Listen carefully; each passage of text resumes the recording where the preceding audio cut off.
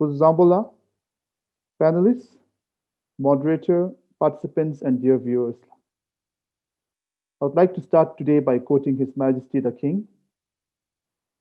Climb higher on the shoulders of past achievements. Your task is not to fill old shoes or follow a well-trodden path, but to forge a new road leading towards a brighter future. I unquote His Majesty. I would like to welcome you all to our third panel of EduTALK Bhutan, Together Forward. Thank you for your participation and your time. Drawing inspiration from the Royal Address at the National Day Celebrations 2020, VTOB seeks to discuss the future of education through a series of conversations on EduTALK.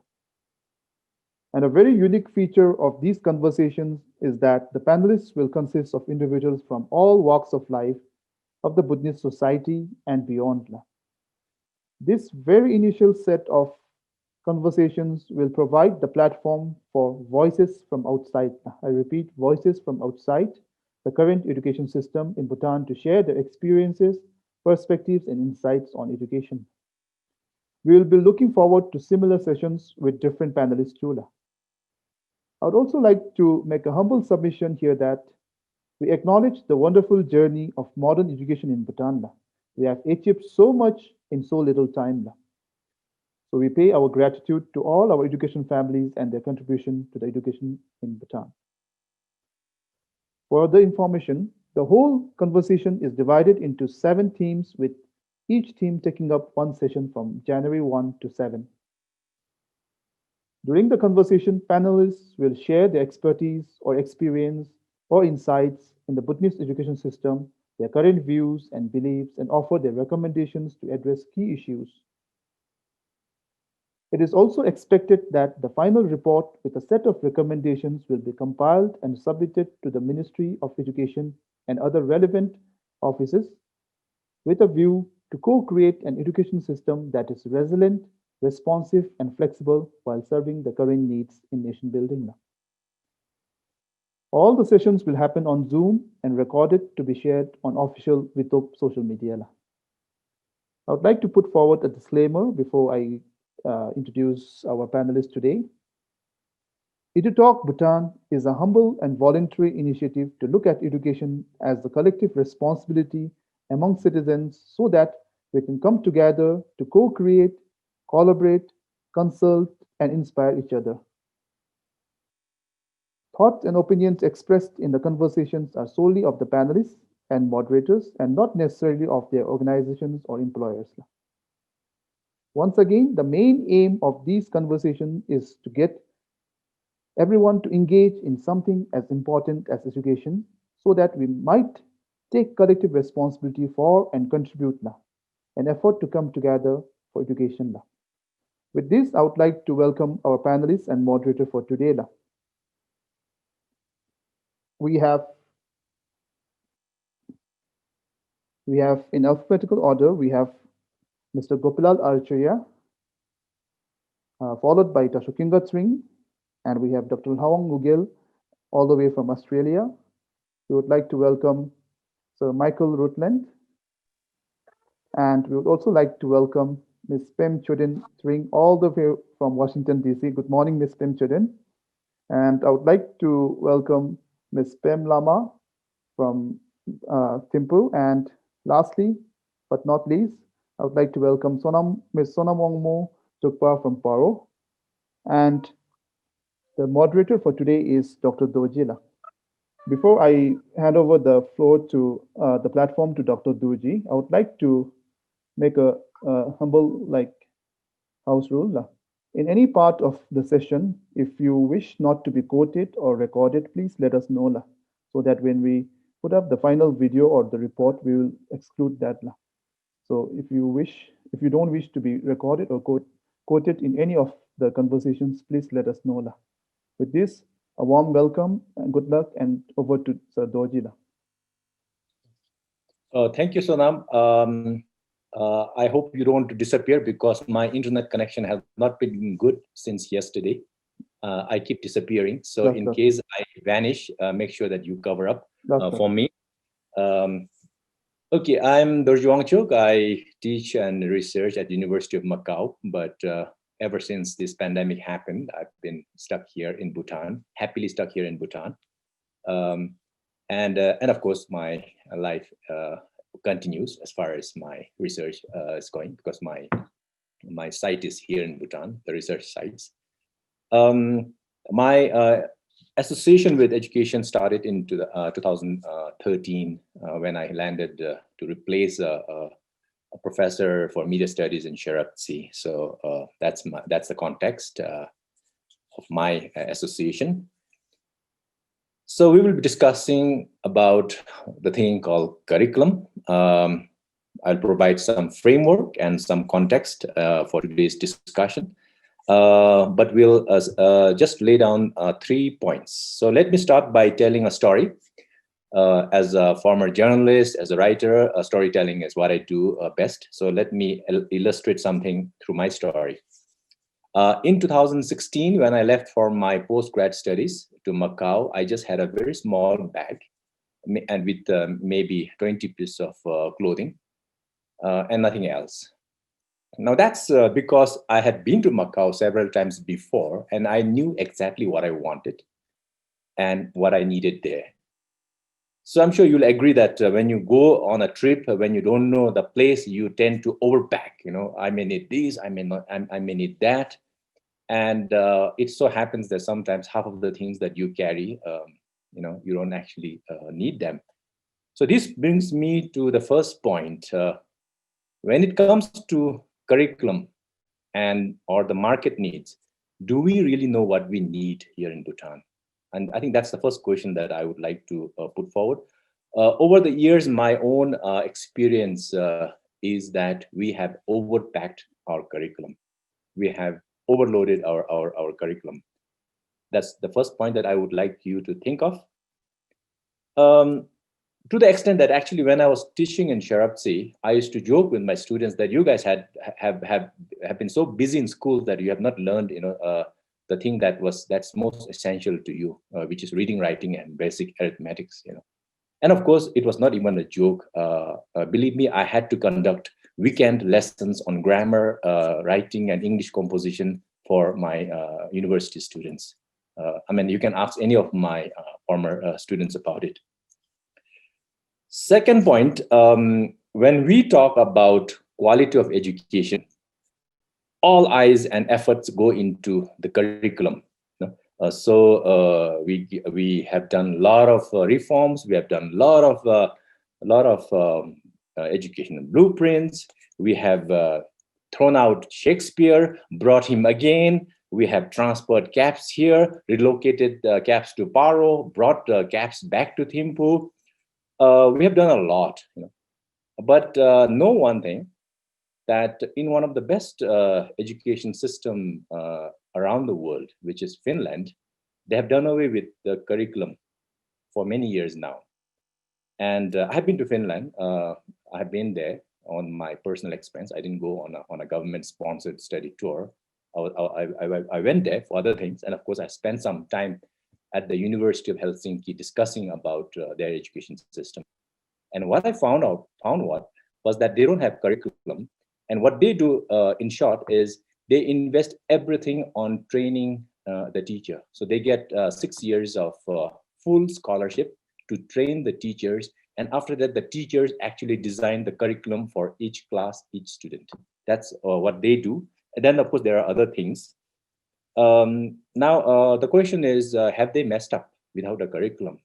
Well, if you read the European Patent Office report, in 2016, they brought out a report, and Finland had the highest number of patents per capita in the world for the third year consecutive, and they are still topping. I think, of course, U.S. and China are the top two, followed by Finland.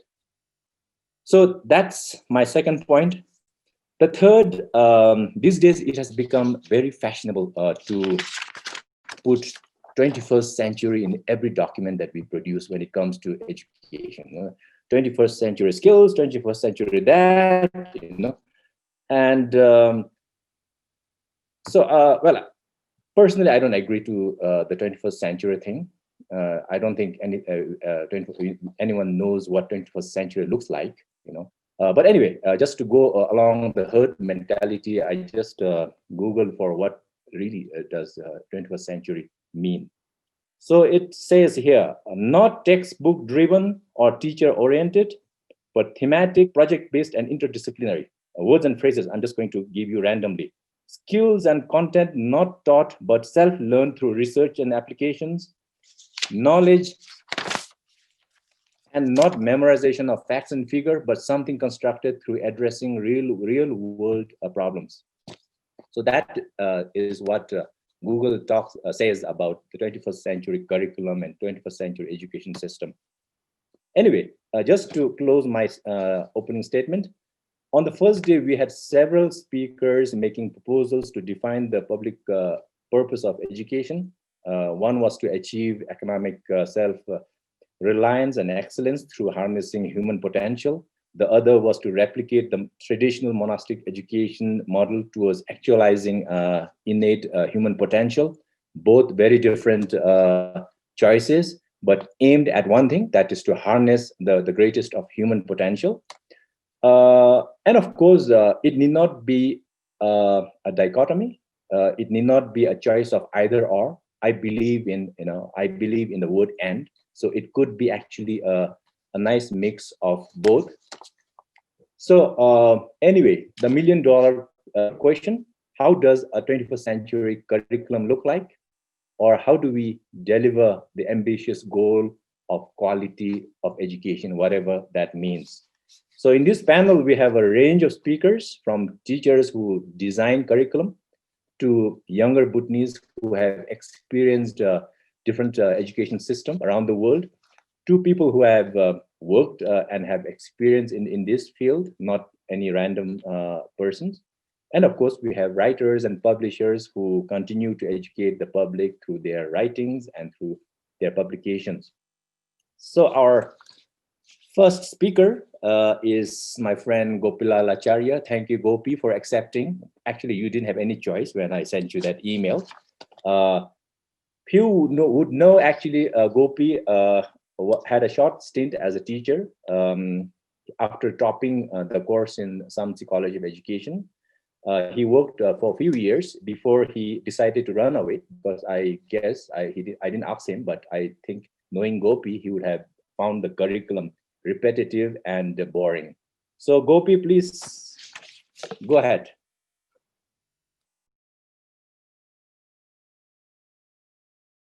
You need to unmute.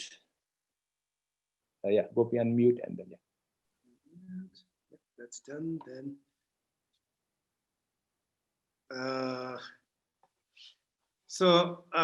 Good afternoon and Kuzdongpo to all the participants here. This is, I think, a very important moment that we are observing in the form of a conference, virtual conference, on a very important topic. Obviously, we have to be, woken up again by, always, as always in Bhutan, is His Majesty who comes around with the stick. So, but nevertheless, given that His Majesty continues to be the fountainhead of wisdom, and I guess the direction for this country, the National Day address this year with a special focus and also directness in terms of why education sector should reform itself, I think has rung very clear to all of us. I'm very happy to see a lot of outsiders like myself in this conference been engaged to bring in not necessarily expertise on what we are asked to talk about, but I guess ideas and maybe, even opinions and, probably even curiosity in terms of what's happening within the sector. So briefly, I'm Gopilal Acharya. I've been a journalist for the, most part of my life. But like Doji said, yes, I am a trained teacher. I was in Samsi College of Education, where they taught us phonics for the first time after 20 years of spending, my days in schools. So finally in Samsi College, we had Mr. N.B. Gajmer teaching us phonetics. For the first time, he told us that CAT is the wrong way of learning how to say cat. It is ka-at, So that was funny, I mean, that's how the system has been anyway. And then I taught in Druk for briefly language and literature, and then of course my journey with Quincel and the media journalism still continues. Even after leaving mainstream school, I have continued to engage myself with the education sector by reporting on it. In fact, my new book has an entire section on youth and education. And you'll get to see a lot of voices from students to primary students, to curriculum developers, to artistic students, complaining about the irrelevance of what they're learning at the moment. And my presentation today draws mostly from what I've talked to them. And obviously, since I'm the first speaker, I'll also take you briefly through the history of how Bhutanese curriculum as well as education system continually tried to reform, but possibly, I think it was always a little slow. So let me go to my PowerPoint.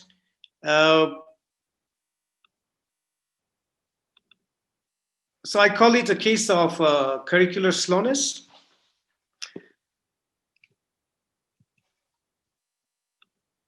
So in the beginning, we all know that it was only in 1960, coinciding with the launch of 5-year plan in 61, that the school education system in the true modern sense began, with 11 schools and 400 students.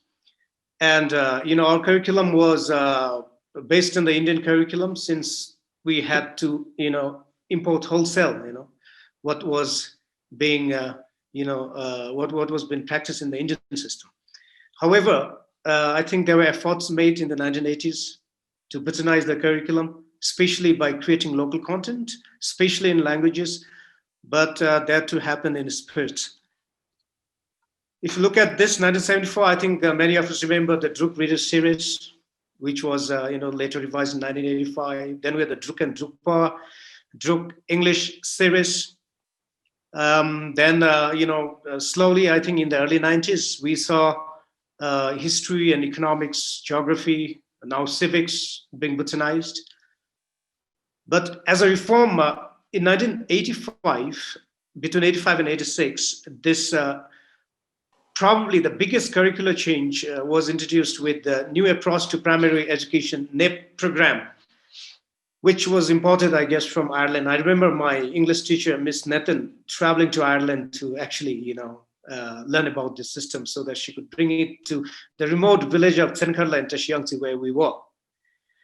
But interestingly, the NEP system later was acknowledged even by the people, insiders within the system, that it was a wrong choice and was abandoned.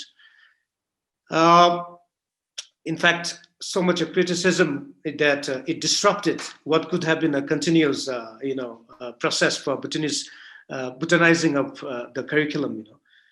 People even said that the NEP, they made it NEP fun. They made fun by saying that the NEP system, the whole system became sick because of the NEP system. So there have been criticism, and of course, then these were some of the books that were developed. I don't know how far we have moved from this, but this is from almost 3-4 decades back. So what happened was, even as the new millennium arrived, our school curriculum remained very generalist and drab, which failed to respond to the changing market and social environment. Like myself, we realized that when we graduated, we had no life skills at all. TVET, interestingly, took a backseat. The Don Bosco schools, which later were renamed TTIs, in Kavandi and one in Deotang, and now our colleges, were actually left as a second choice to people who didn't make it to class 11. So TVET was literally relegated, for losers within the mainstream, losers of the mainstream system. And I guess this went a long way. This went a long way to give that bad image to TVET, because all the people who couldn't continue in the mainstream, which was actually, a meaningless education, had, had bigger pride. So I remember as a journalist, we reported a lot about, especially starting mid 2000, a lot of university graduates flooding the markets with no jobs. And then a labor ministry, I think, had, started coming in. They brought experts to see what went wrong. And I remember an expert from, abroad who actually reviewed our curriculum and made a very appropriate, comment, saying that our school system, it was very generalist. That's what he said. There was, less of science and mathematics and computer science, more of, liberal arts. So we certainly found ourselves shortchanged, by ourselves. The world had moved ahead, but our education system had failed to make appropriate changes. This is what students at RTC told me, They go to RTC investing with so much investment from their parents, and after they graduate, they do not really understand what to do, because they're not given any skills, no entrepreneurial skills, no hard skills as such. But I think things are changing. So what happened, and then what did we do? We invented a very Bhutanese handy phrase, mismatch in demand and supply. But who created this massive mismatch? I think it was our education system, because like, Sir Rutland said, education in Bhutan is perfectly, or was, or still is, designed to create unemployment. And then come 2009, a concerned king again, rung the alarm bells. I mean, look at this. His Majesty said to at the convocation of the Royal University of Bhutan, the teacher graduates of Samsi and Paro, he talked about why we cannot face new challenges with the same tools. Therefore, it's the duty of parents, policymakers, and government to put the right tools in the hands, the right books, the right curriculum, and the right direction. So I think the message was very clear. Soon after that, we had another major, framework that was launched, the National Education Framework, the curricular perspective, which sought reforms based on His Majesty's desire. And goal 8 of this National Education Framework reads, curricular relevance is enhanced to promote holistic development of peoples and to make learning contents more relevant to the diverse needs of learners and to the changing national goals and educational priorities. So we are very clear. I mean, if you look at the scheme of, the corlo of, the framework, the national framework, a lot of things are included. But what I've seen is ISO technology, which is generally considered ICT, probably ICT-enabled education as an enhancer, not necessarily as a creator of technology itself. So what I saw missing in this is, again, computer science is not really included as a singular framework.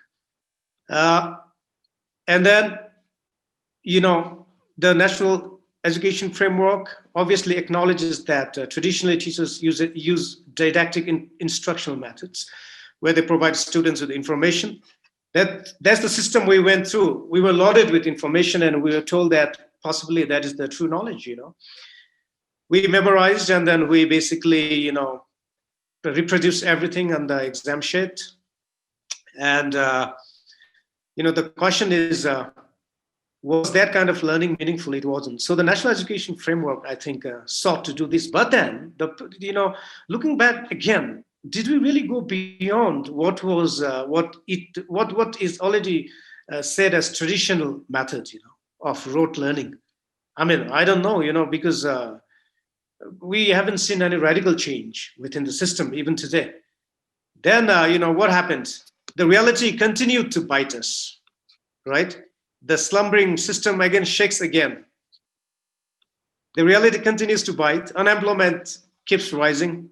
In fact, is the graduates, the university graduates, general graduates who are jobless, not the graduates of technical and vocational institutes.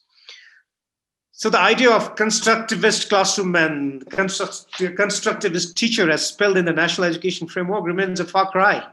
So in 2016, there is a National Curriculum Conference. Interestingly, in that conference too, let me show you, they develop new curriculum frameworks for 10 subjects. Some of them are same old subjects, history, geography. TVET is for the first time as probably the first framework for TVET. Then you have accountancy and commerce and economics, social studies, value education, media studies, Bhutan civics. Again, what is missing here is computer science.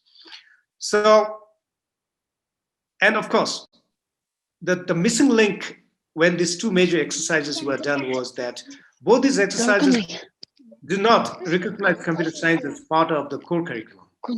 Exercises also do not give urgency to TVET, leaving it as optional subject. I really wonder why TVET was always kept as optional, And hopefully now with Dashikinga spearheading the new TVET reform, we will have, TVET not as an optional, but as part of the core curriculum, Both these exercises do not adequately acknowledge technology as the key driver of education.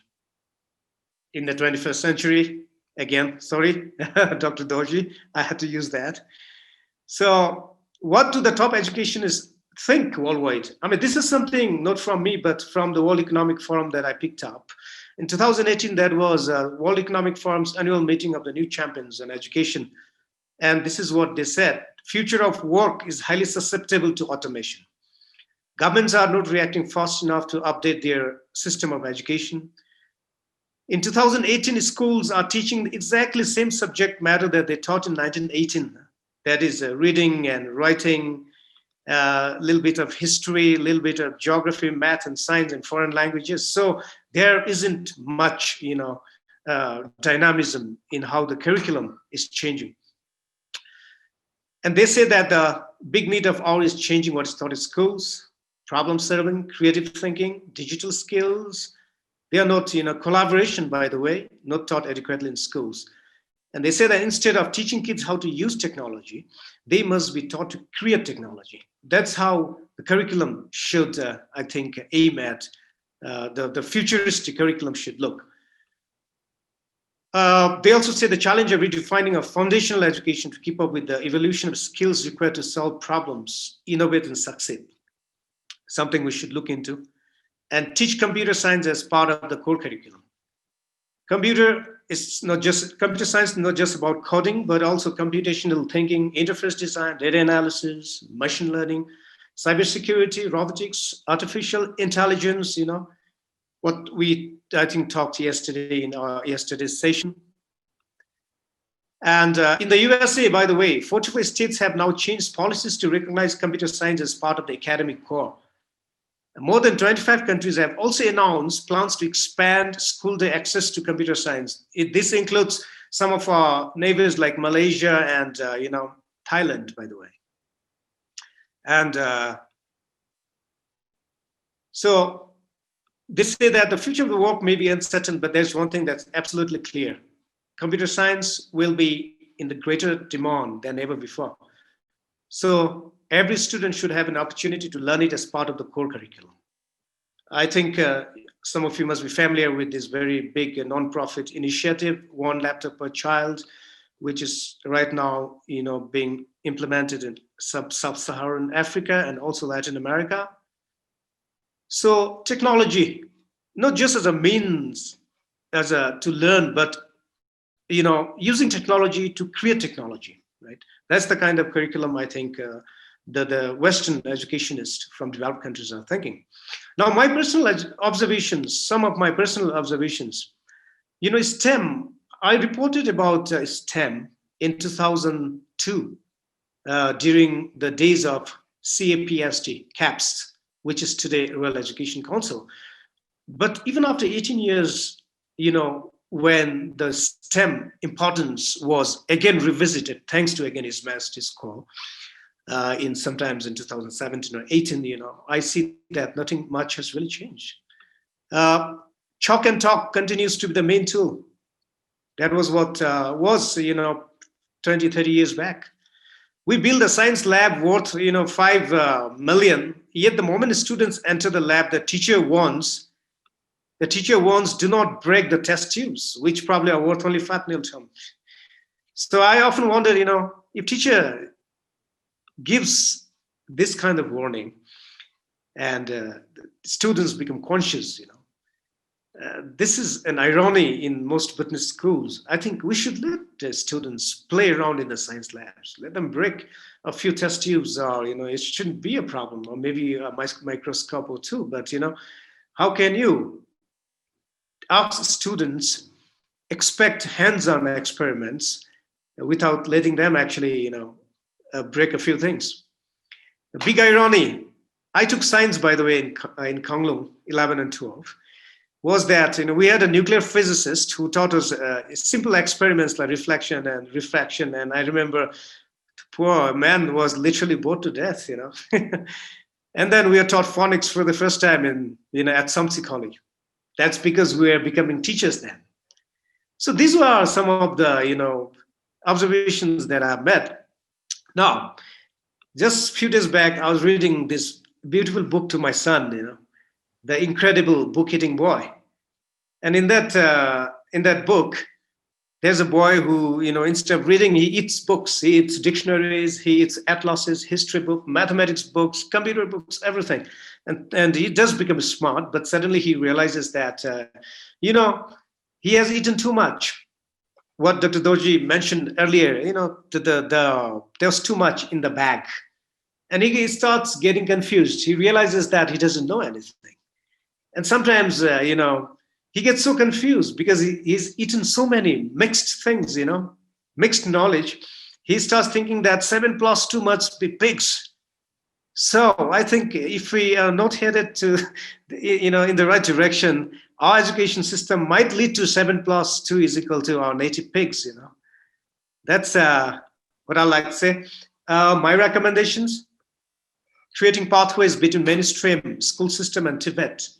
I know the national education policy that was passed in 2009 or 10 did mention this, but I don't think it really happened. But with the new TVET framework, I'd be happy to hear from the Shikinga later. So introduce computer science as a core curriculum from class 7 onwards. And REC should develop a computer science framework, teach children to create technology. Of course, we're starting with coding, but it shouldn't be the end. Also, introduce social emotional learning programs in curriculum so that we produce emotionally intelligent human beings. So why, SEL? Because, experience has shown that SEL programs teach children how to recognize and understand their emotions, feel empathy, make decisions, build and maintain relationship. They provide children with the experience and skills they need to be successful in life. Also, incorporating SEL programs into the classroom improves learning outcomes and reduces anxiety and behavioral problem among students. So I don't know whether, we have any SEL programs. Obviously, we can consider our value education as part of it. But I think we have introduced mindfulness, which is good. But there's need for deeper engagement of our students with, SEL programs. I guess this is what, the RSCVL CEO, Rishkama, was mentioning about the need for empathy, the need to connect to the people around you, be it in school, be it in bureaucracy or in a corporate setup. I guess emotional intelligence is very important. So these are my recommendations.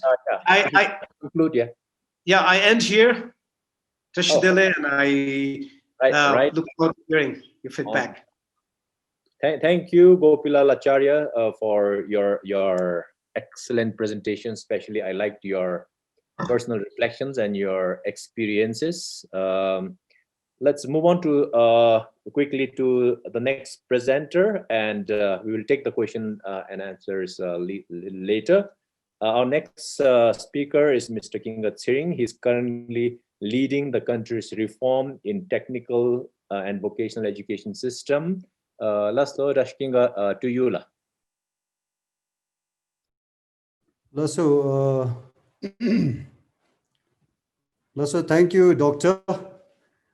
Thank you for the opportunity, second time to discuss on this very, very important initiative. And I'm very glad that Dr. Gopilal has already pointed to quite a few things, in a way, questions on the job market as well as the technical and vocational skills, mainstreaming.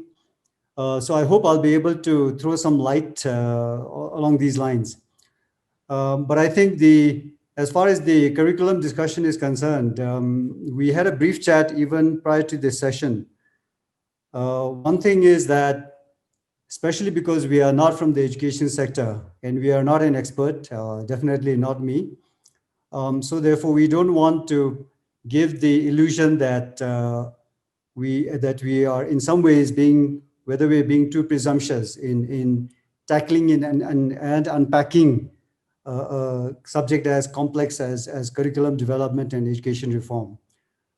So I have tried my best to see how I can use the opportunity which I got the last few months working with both Education Ministry as well as Ministry of Labor and Human Resources, and to acknowledge the incredible amount of work that they have done, the expertise that they have, the framework that they have been following through.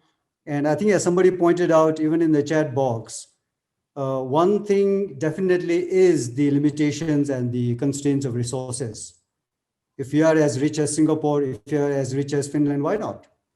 But I think we have to understand and acknowledge that even though we allocate 20% of the national expenditure budget to education system, as we divide it among over 200,000 students, it doesn't add up to much per capita of expenditure.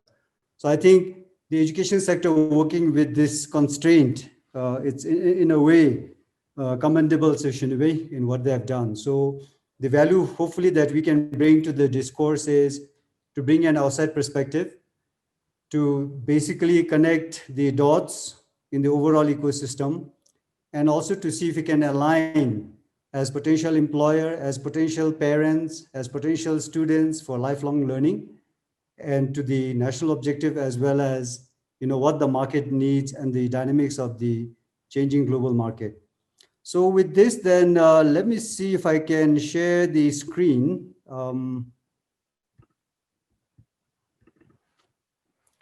Okay, so I hope I have better luck this time. The last time wasn't too effective. Is that visible now? Yes, fine. Lasso, so I think primarily I just wanted to touch on 5 things.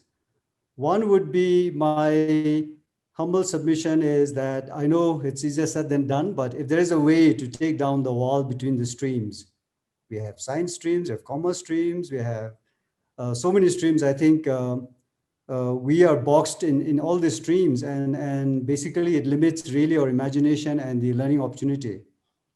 The other one is, I think, as Gopilal pointed out, the seamless education pathways, and I'll come back to that. And as far as the broad suggestion on curriculum is concerned, I'm sure that there has been a lot of discussion on this.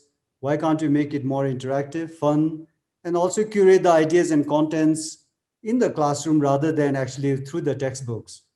And I know that in some of the, especially business schools, are famous for their case studies, role plays, and I found that extremely, extremely useful. And I'll also share a small theory on what we call the Scrabble theories to build more actually collaboration. I think this is something that again has been pointed out, that sometimes the school systems are teaching our kids to be more competitive rather than collaborative. So I feel that this is something that if you can put it within the context of the modern times and collaboration and then the teamwork. And finally, I think teach how to find a master. I think this is primarily, again, in the first session, I think Dr. Karmal Pinso has taken us through a clear pathways of perhaps, centuries old Buddhist practice of laying a clear objective and then taking step by step how to reach that. So the Scrabble theory of knowledge, for now, I guess I'll just leave it out there. We'll come back to this. But as I alluded to earlier, the education sector, and this is a slide that I borrowed from one of the colleagues who have been guiding us, working with us from the Royal Education Council. And as you can see, I mean, they have an elaborate and also detailed framework on actually how the educational various stages are laid out. What are they supposed to learn? Are we developing cognitive skills, psychometric and effectiveness and entrepreneurial competencies? So I just wanted to share that perhaps more than what we can imagine, a lot of things has been done already. So I think this is something that we have to acknowledge. And I have been very fortunate to be personally involved with such a lot of learned colleagues who have sort of shared this with me. But putting this within the overall context, again, I mean, there's a clear guideline on actually what is supposed to be done as you develop the curriculum. As Gopilal has pointed out, I'm sure this is part of the sort of the policy changes and then also the new best practices that even our education sector has been borrowing from international practices. So again, going from 1 to all the way to 5, very, very descriptive and evident in terms of how we should develop curriculum. So not much to add there, but just to say that there are existing exhaustive curriculum framework and best practices which our Ministry of Education is following. But what is interesting is actually, this brings me to the topic of actually the seamless pathways and something that Gopilal has pointed out as well.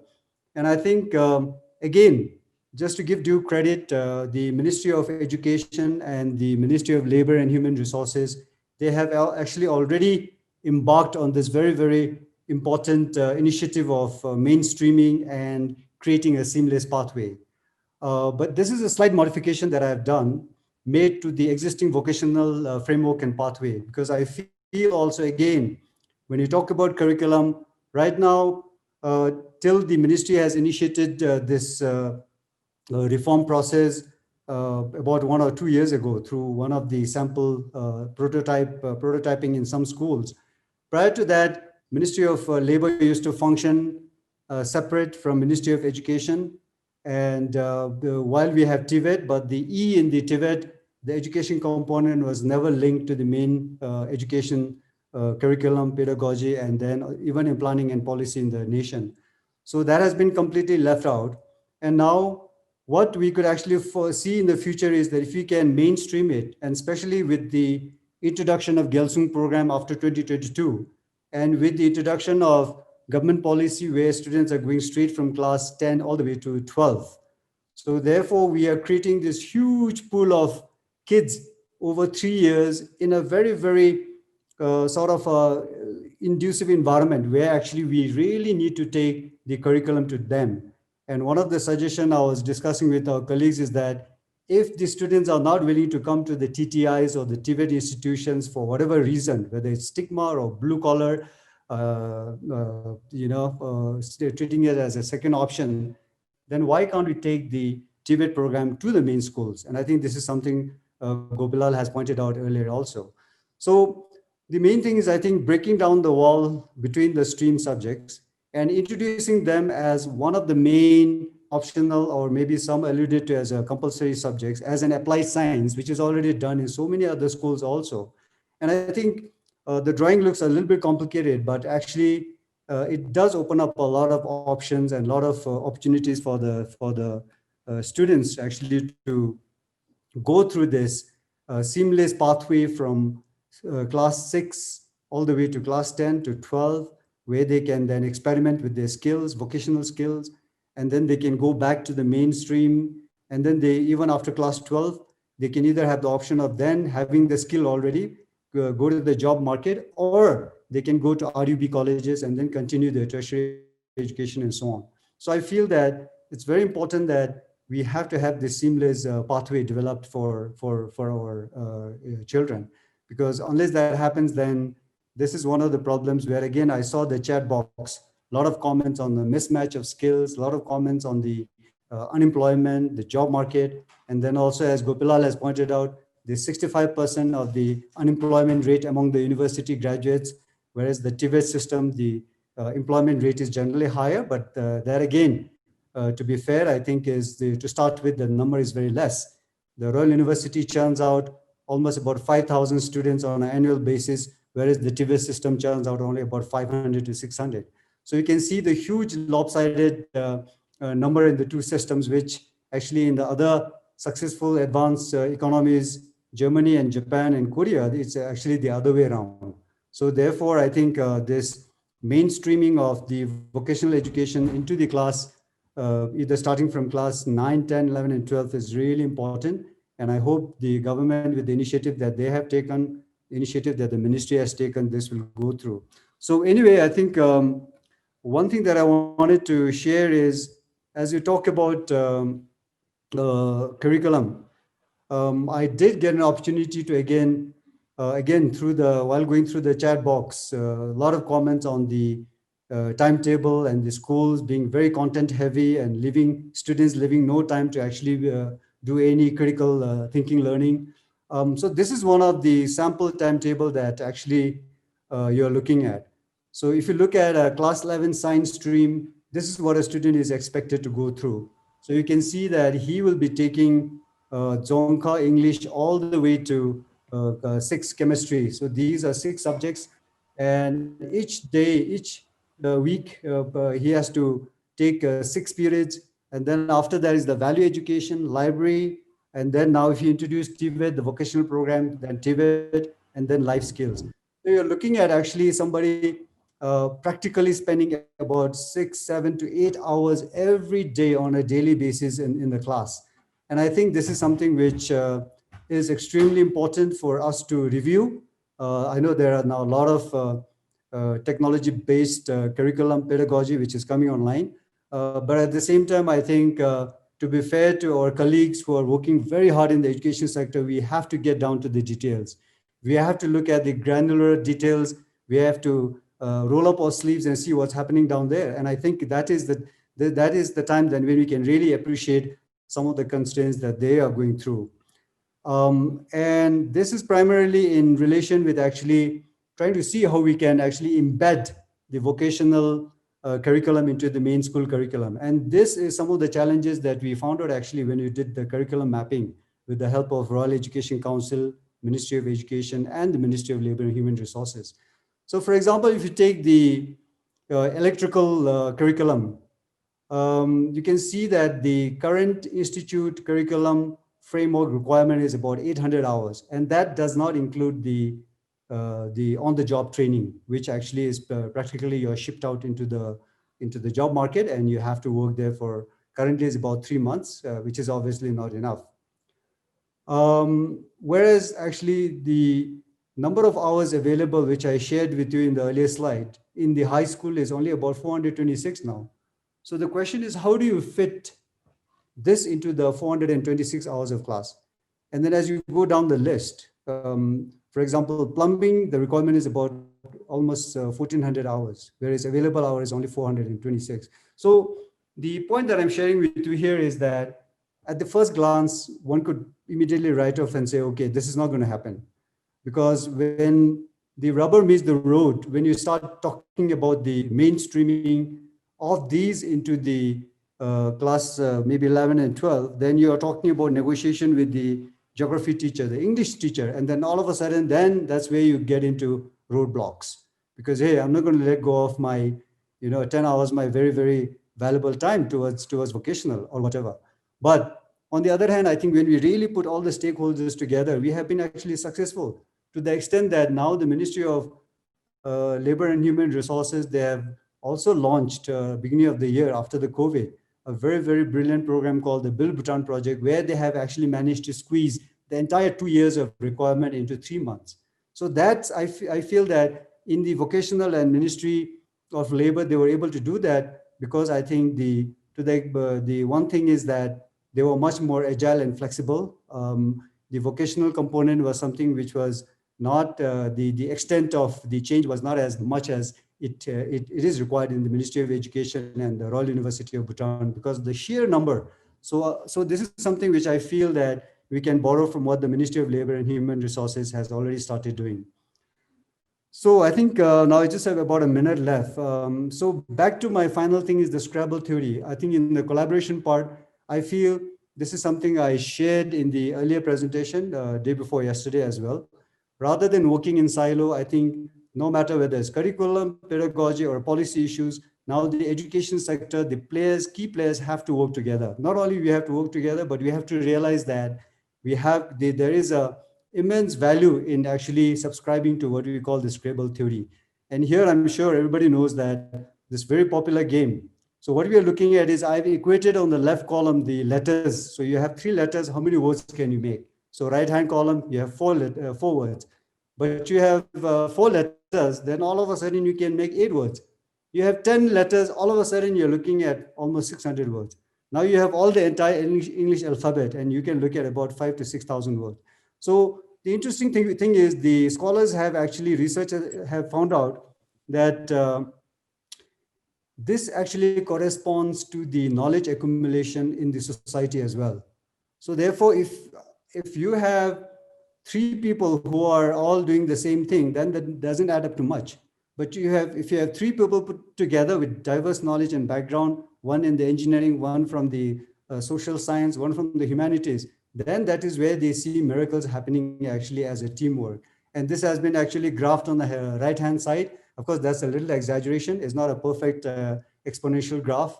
But at the same time, I think you get the point. And this has been actually a very detailed study that has been done and carried out in some of the classes that even I took. So this is something that I wanted to share as we actually embark on the need to break our walls between the silo system and the need for all policymakers and everybody to come together. So finally, with this, I just wanted to reiterate my initial agenda points, and then hopefully I also have managed to answer some of the ideas on the mainstreaming of the vocational into the mainstream education system. So again, to reiterate the points, I feel that the walls have to be taken down, not only between streams, but between the ministries, between the agencies, and between the other stakeholders as well.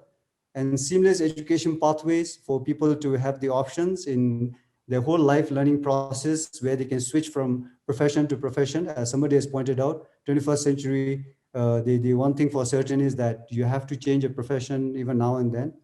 And curriculum, I hope that, of course, these are all international best practices, that even in Bhutan now, we will be breaking the barrier between teacher-centric and the students, and make class more fun, and then curate knowledge as we go along the way, because some of the students are actually much more brighter than we give them credit for. And also for the experts here, if you can please look up on the Scrabble theories, and for those who are interested, I'm ready to share the links, the tremendous amount of work that has been done in this, and how they sort of broke it down and then adapted it to the not only education system, but the whole economic development processes. And this is something I feel that we can follow through, and especially given Bhutan's limited size, we have to be very strategic in how we agglomerate ourselves. And then finally is teach how to find a master. I think the job of the teacher, I think we are probably putting too much burden on them. I think if you want to become an expertise, as I think our moderator mentioned earlier, now with Google, with a click away, we tend to feel that we can find answers in Google for everything. But the point is that if you have a tooth problem and toothache problem, this is something that we always discuss in some of the classes. You can look up probably some information on Google for toothache. But the fact is, if you want to go and get your teeth fixed, I don't think you can do it yourself by Googling it up. So you need to go and actually connect to an actual expert, and that is the master. So for, I think, Bhutanese, even though we are very small in number, but as a teacher, I think if we can direct and guide the students through curriculum, pedagogy, policy matter, whatever, for them to find the right masters, then I feel that that is the main job of the teacher, because I don't think it's fair for us to overload them and overburden them with too many things. So with this, I would like to conclude my presentation, and thanks everybody for listening to it. Thank you so much. Back to you, so Lars. thank you, Dashkinga. Excellent, very happy to listen, especially the multiple pathways, and of course your call for tearing down that wall. I think that's something that we need to also think very carefully, or actually think only of that if really want to take the system forward. But I disagree a little with your comment on Singapore, and that also comes also as a question someone or a comment that someone put. My understanding of Singapore and Finland is that they have become rich countries, whatever that means, or economically strong economies because of good education. It's not that they are rich and they are having a good education. So if you would like to follow up on that or elaborate on that, there are two books that I recommend. One is The President's View by Reo Kekkonen. He was the president of Finland, and Finland established these, what they are doing now, in 1920 when they were a very poor country. So it's not that they are rich and now they have a good education system, it's the other way around. Similarly with Singapore, similar situation. Please read a book called From Third World to the First. Same story, a very poor fishing village that had that designed a good education system, especially the technical education system. I don't like the word vocational, so I hope Rashkinga you would do me a favor by removing that word vocational. It has brought some negative connotation in the mindset of the Bhutanese people. And as a social linguist, as a communication scholar, these terminologies are not without consequences. They bear a lot. That's just my immediate response, but we can discuss that later. I will quickly now move to Dr. Lhawang, who teaches at the Australian National University down in Canberra. Dr. Lhawang has been designing courses. He has been designing curriculum both in Australia as well as in Papua New Guinea. So to you, Dr. Lhawang. Thanks, Toji. I just mindful of the time. How much time would you? I know there are a lot of speakers behind me, so keep it between 10 to 15 minutes. All right, so that's good. Thanks, Toji. Thanks for the introduction. Just a couple of disclaimers. I know Sonam started the session with disclaimers, so just a couple of disclaimers. Firstly, I am primarily a researcher, and again, a researcher in the policy sphere. So I came into academia by default. So I teach as in order to do research. So that's so I know I'll be speaking to a lot of participants here are from the education sector itself. So so that's one disclaimer I'd like to make. The other one is I will be speaking. So I do a lot of research on Bhutan and other countries, and I share my findings research in different platforms. So this is a new platform for me in the sense that I've not been in an education related conference. I'm more policy. But having said that, because I am an academic, I am a lecturer, I had experiences with teaching. So what I'll do is I will speak primarily to my teaching experience. And again, the second disclaimer I'd like to make is that those teaching experiences are mainly at the tertiary level, so mostly at the master's and the undergraduate level. So I'll just indulge me in just really, so no research, no theories, but really just my experiences. And in doing that, I hope to answer the question that Doji put up, the what we need, and also some of the terms that you threw out, like the things like application, self-learning. So I'll try and speak to that through some of my experiences. The primary experience that I've had, and let me share a screen with this, is in developing a master's program, right? So this was a program we designed for the University of Papua New Guinea. It's a fairly rich in terms of resource country in the South Pacific. And I was there as part of the Australian National University. So the Australian government funded a program, a large program that was looking at developing the capacity at the university. And one of the tasks that we did was to try and we come up with was a Masters of Economic and Public Policy. So let me just, because I was one of the key persons working on this, especially from the policy perspective. So I know quite a bit of how the works that went into that. And so in a way, this is all new program. So it's a new curriculum. So share some of my experiences, what we are looking for in designing that, and that might be relevant for curriculum development. So as you probably might have guessed or might have alluded, a lot of my presentation today will be around the how to develop a curriculum. So I think that'll probably be my primary focus. I think Kinga and Gopi did a good job in laying an overview, and I think the subsequent speakers will talk about more specific education-related curriculum, perhaps at the school and the school levels.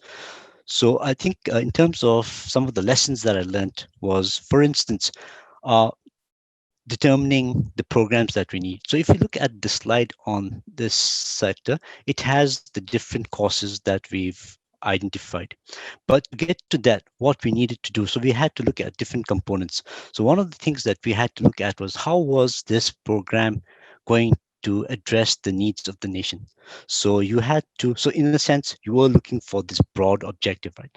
And I think this is where when you're finding the purpose or when you're finding a reason, you have to see what this program, and one of the things I think I mentioned in my first session on the first was that because the tertiary is very close, it's at the fag end of the education system. So that kind of gives us the sense that you have to really cater to the market needs. So we have to really closely align ourselves with what is demand, what is the demand in the market, what are the skills, what are the knowledge that we need to develop so that people come and do a master's program. Like I said, doing a master's is commitment in terms of time and in terms of resources. So people really do make that conscious decision. So we have to cater to that demand.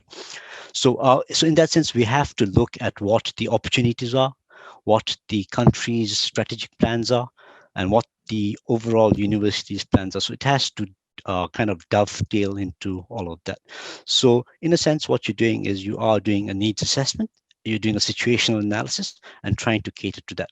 So that was, so given that perspective, what we did was we came up with a couple of courses that we thought will fit into that. Now, if I'm not going to go through the specific courses, but the program that we were asked to work on was a master's, what we thought would be suitable for us, a master's of economic policy.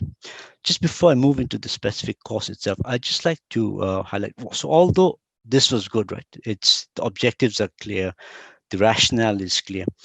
In real life, it never works that way, right? It sometimes you kind of, because this program was there, the budget was there, we kind of have to fit the purpose. So although you think it goes step 1, step 2, step 3, it doesn't always work. That you actually sometimes work, but and nothing wrong with that. It depends. I think in a lot of instances we don't have a choice. It depends on the funds, depends on the resources, human resources. And I think PNG is, I'm not sure most of you might know, it's a developing country. It doesn't have the human resource. It has a lot of natural resource, doesn't have the human resource. So what we did was we came up with a program that kind of might best suit PNG's need.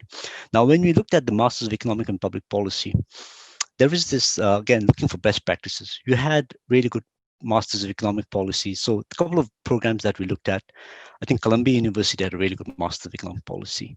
National University of Singapore had a really good Masters of Economic and Public Policy. So what we did was we looked at those. So what you're doing, you are looking for best practices. But again, you must remember that PNG's context are different. You can't just apply everything. So you look for best practices. So we're not reinventing the wheel. There's no need to reinvent the wheel. There's so much information out there. You don't have to start from scratch. But what we can do is to tweak it to suit PNG's context, not just in terms of the content, but also given the resources. Do we have the people to teach, like managing government finances? Does PNG have the people to teach that? Cost benefit analysis. Does the university have enough? Because when you teach a master's program, you typically need a PhD, someone who's finished a PhD. They didn't even have 2 lecturers that finished a PhD. They just had 1 PhD lecturer. But because the budget was there, the resources from the Australian National University was there, so the timing was right. Good time to start a master's program. So sometimes the purpose fits sometimes you fit the purpose, sometimes the purpose has to fit the objectives. So I think that was a lesson from that perspective. I'd just like to go to some specifics now, moving down from a program level, so at a more broader curriculum level. So you design the courses, and a lot of information does go into the program, like for instance, the cost descriptions. Who are the resources? What sort of resource allocations do you need? What sort of funding do you need? Do you have the lecturers? Do you have enough students for the program? All those things we do have to be mindful of. So I think that's typical things that you look for in the curriculum. Are they, like, for instance, if people are given the choice of studying biotechnology, would there be enough students to study biotechnology? Would people be there to teach biotechnology? So you'd be thinking about those sorts of things, right? Not just in terms of what do you want to cover in biotechnology. So now just that's at the broad curriculum level. Now moving down to a little micro level. So what we do is you have these courses that are available, and there's a lot of information available everywhere. And it's a lot of free information available. It's how you are able to use that, and you have to be able to contextualize what is for the country required. You can't just apply best practices. You have to find the best fit. And one way to do it is, especially with academia, is just sometimes theories don't change too much. Even if they do change, they tend to change very slowly. So what you have to do is you have to come up with different ways to apply those theories. Applications differ in countries, and that's the job of an educator. And this is the thing I think when Doji talked about the Scandinavian model, where teachers are given the freedom to develop the curriculum, develop the course. I think at the tertiary level, you actually are required to develop a course that is how you want it. You have to fulfill certain objectives. Like, for instance, this is an example of one of the courses that I taught, the global economic and policy issues. So you have to have a subject description. You have to have what are some of the objectives and course learning outcomes. Right? Then you have to have topics that are there, then readings aligning to that topics. And all of this you can get from so this one, I think we mostly got it from another course that I taught at the Australian National University. We kind of put it into the PNG context. So we didn't really change the theory. And the thing about theory is they change incrementally. And if there is, it's like a very paradigm shift, right? So theories do change, but they change very incrementally. And sometimes they don't change at all. But what we did was to make it the best fit, what we did was we changed the cases, we changed the examples. For instance, with this global economic and policy issues, we talked about the economic growth, we talked about inequality, we talked about climate change. But what we did was the theories around that doesn't change. Like, what is economic growth? How do you grow? What are different components? What are the different determinants of growth? That doesn't change. But what changes is the examples. So for instance, in PNG's case, we used the issue of resource curse. And PNG is a really rich country. It has oil, name it, gold, copper, agriculture, very fertile. It has access to sea, good neighbors. But the problem is this problem, right? The country is riddled with corruption, crime. The social indicators are really poor, so that it's a resource curse. A lot of African countries are suffering from that. So there's this term. So what we did was we used the cases to apply the theory. Right? So that was one example. And sometimes what we did was, this is another course that I did, issues in public sector management, looking at policies, right? So if you look at so similar things, we have the description of the subject, learning objectives.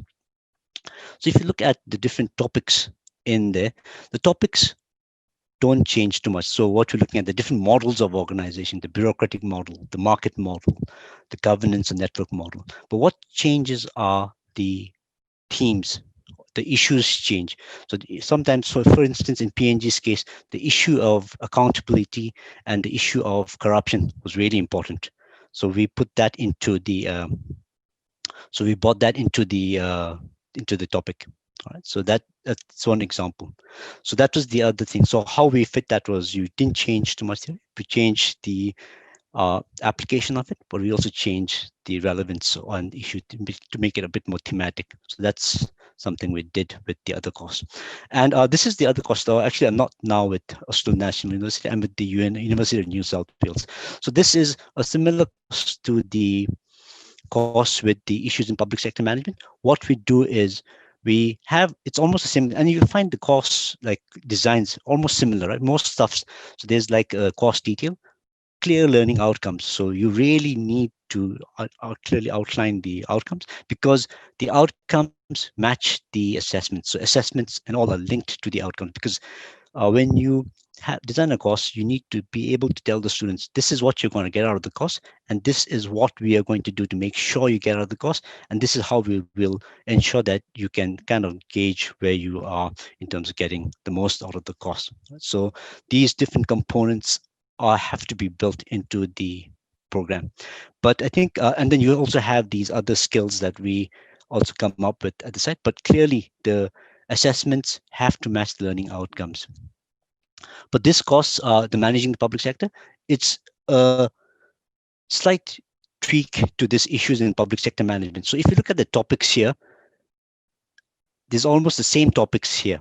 And that's the thing. So this is at an undergraduate level. The theories don't change, but what is relevant, and this is a course that I'm teaching to defense cadets. So what is relevant for them is accountability, the privatization, and formulating, implementing policy. These are the themes that are relevant. But how I make it more relevant for the caterer, for them is to use examples. So this slide has that. So a lot of the readings are catered to the defense.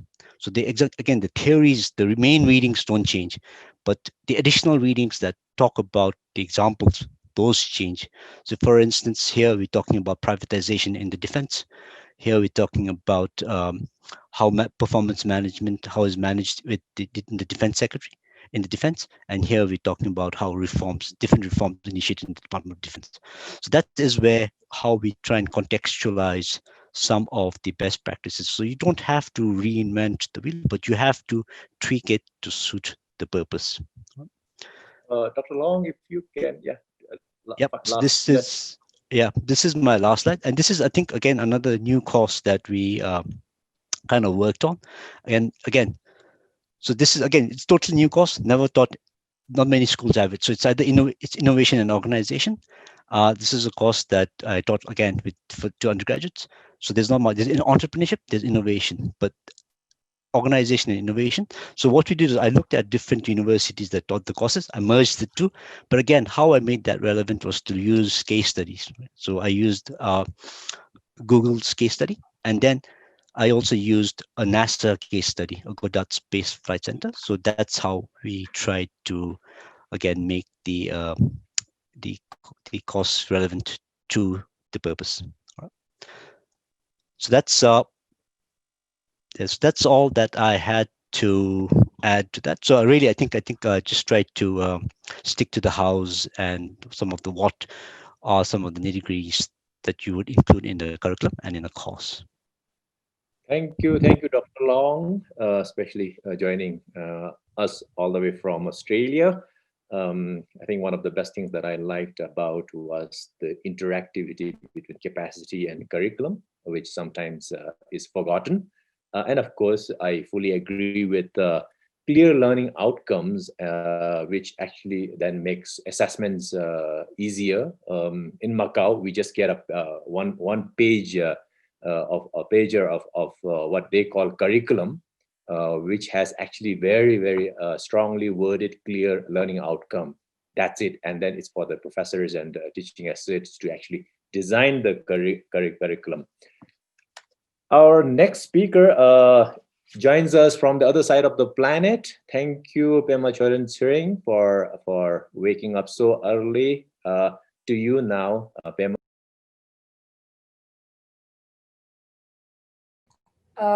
Well, good morning, good afternoon, good evening to everyone. With thanks to all the panelists who've gone before me, setting the scene with solid data and information. about the system in Bhutan at present and views of what can be done, I think I have the much easier task of just adding my 2 cents by way of sort of anecdotal reflections on the systems that I've been exposed to. Now, just sort of by way of brief background, I am a lawyer practicing international law. And I went to school in India and then trained as a lawyer in England. So I just sort of want to start with an anecdote from my school years, which gave me, I guess, my first real glimpse into the differences in curriculums and the impact that can have. When I was 6 years old, I went to St. Joseph's Convent, which was an Anglo-Indian boarding school in Kalimpong, where, while I was fortunate to have a strong academic record, the one running theme year on year in my reports was my fatal flaw, that I asked too many questions. They called it being too talkative. And it was made abundantly clear to me that this was my problem. Now, in the 9th grade, I moved to another school, which ran on an American school model, and it was in India as well. Now, the first report card that came home at the end of that year, and for the next 3 years, surprisingly praised my participation in classes. These very questions that I asked apparently had a positive impact on the entire sort of class environment. Now, nothing had changed about me as a person or a student, but what had changed was the perception of these questions, right? And what one system took as being disruptive or negative was positively viewed as a strength by the other.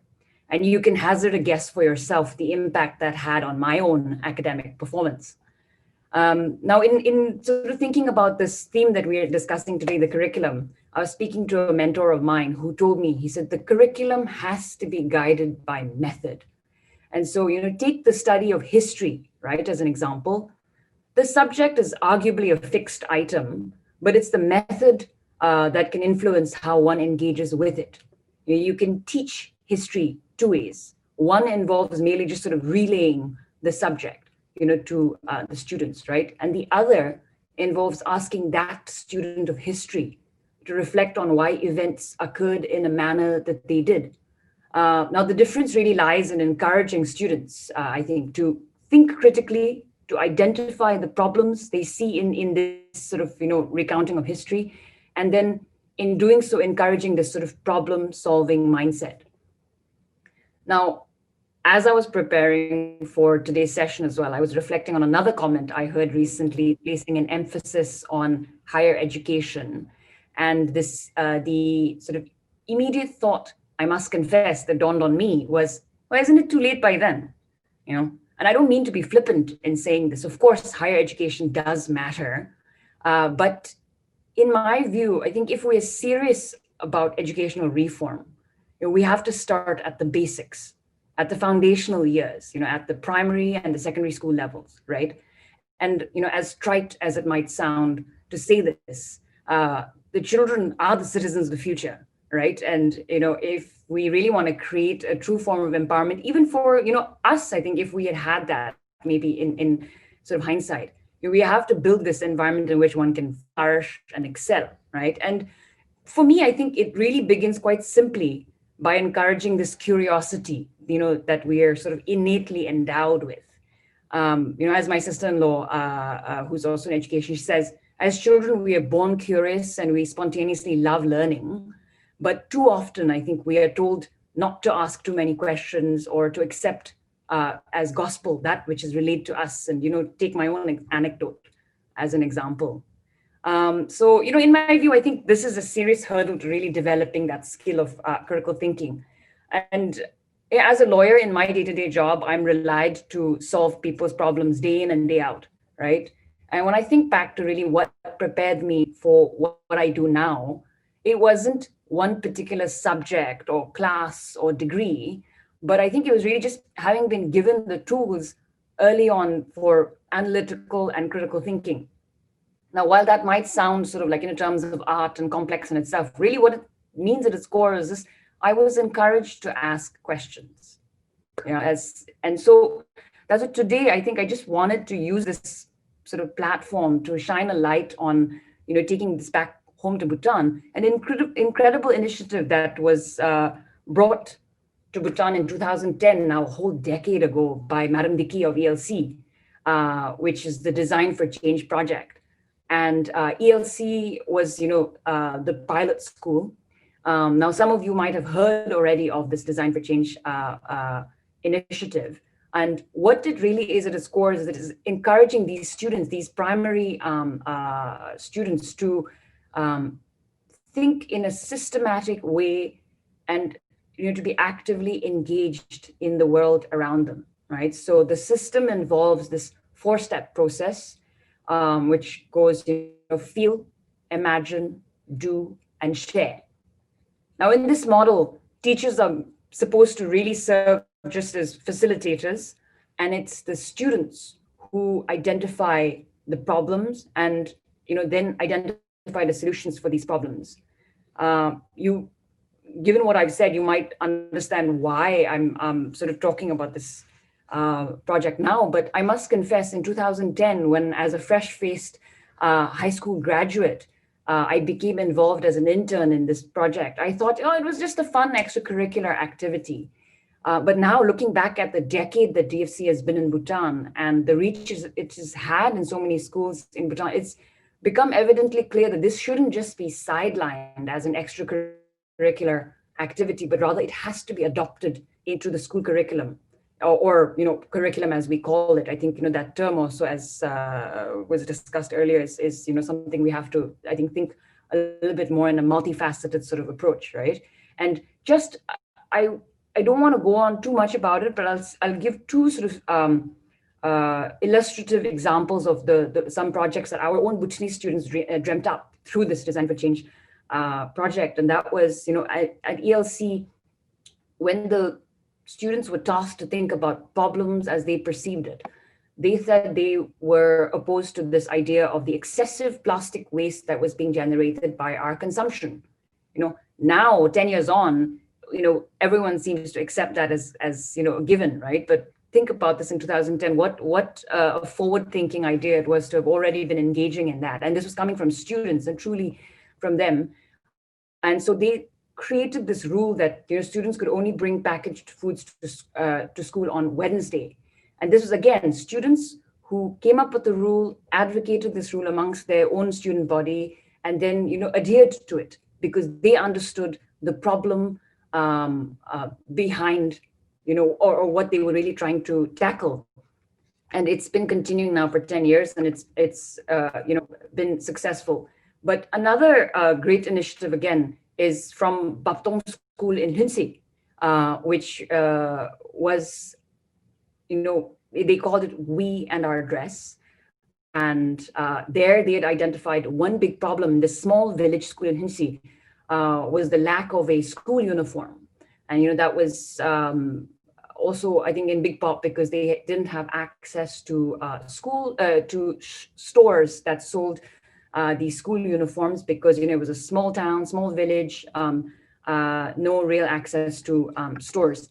Now, on its face, the school uniform might sound quite simple, but it had exposed, I think, some very fundamental issues of social inequality, lack of access to resources. But then the great sort of part about the story was just how resourceful the students were, and then their families around them, to come up with a solution for this problem, which was, and I still remain amazed to this day, they created their own school uniforms by collectively weaving kos and kiras, which they dyed themselves, and and so again there was this massive skill sharing that was happening through it, and so the takeaway from this was just how resourceful and creative these students were, and how they used the limited means as it was around them, whether it was at ELC or at Baptong or several other schools. If you look into it, I'd encourage everyone to just sort of go and check out this Design for Change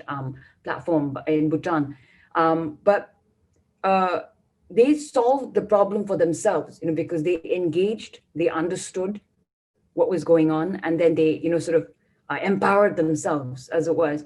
And this sort of ties it back to sort of something I've been reflecting on a fair bit recently is, that we know Bhutanese, we are truly sort of resourceful and resilient. But, the conditions that we think we need to conform to can dictate our ability to flourish, right? So if we, I think, just take a step back and go back to the basics, we might find that, we have the tools, if we just encourage this curiosity, this creativity, to get way ahead from where we are right now. So with that, I think I'll just wrap up. Thank you. Yes, thank you. Thank you, Pem Cheren, for being so generous with us by staying up. By getting up so early. I don't know whether you stayed up late or got up early, but I also faced a big problem when I went to Italy because I was not asking question, and I was warned that if I didn't ask question, I'll be thrown out of the course. So it was a huge cultural shock for me. Very interesting on the question how to do the curriculum.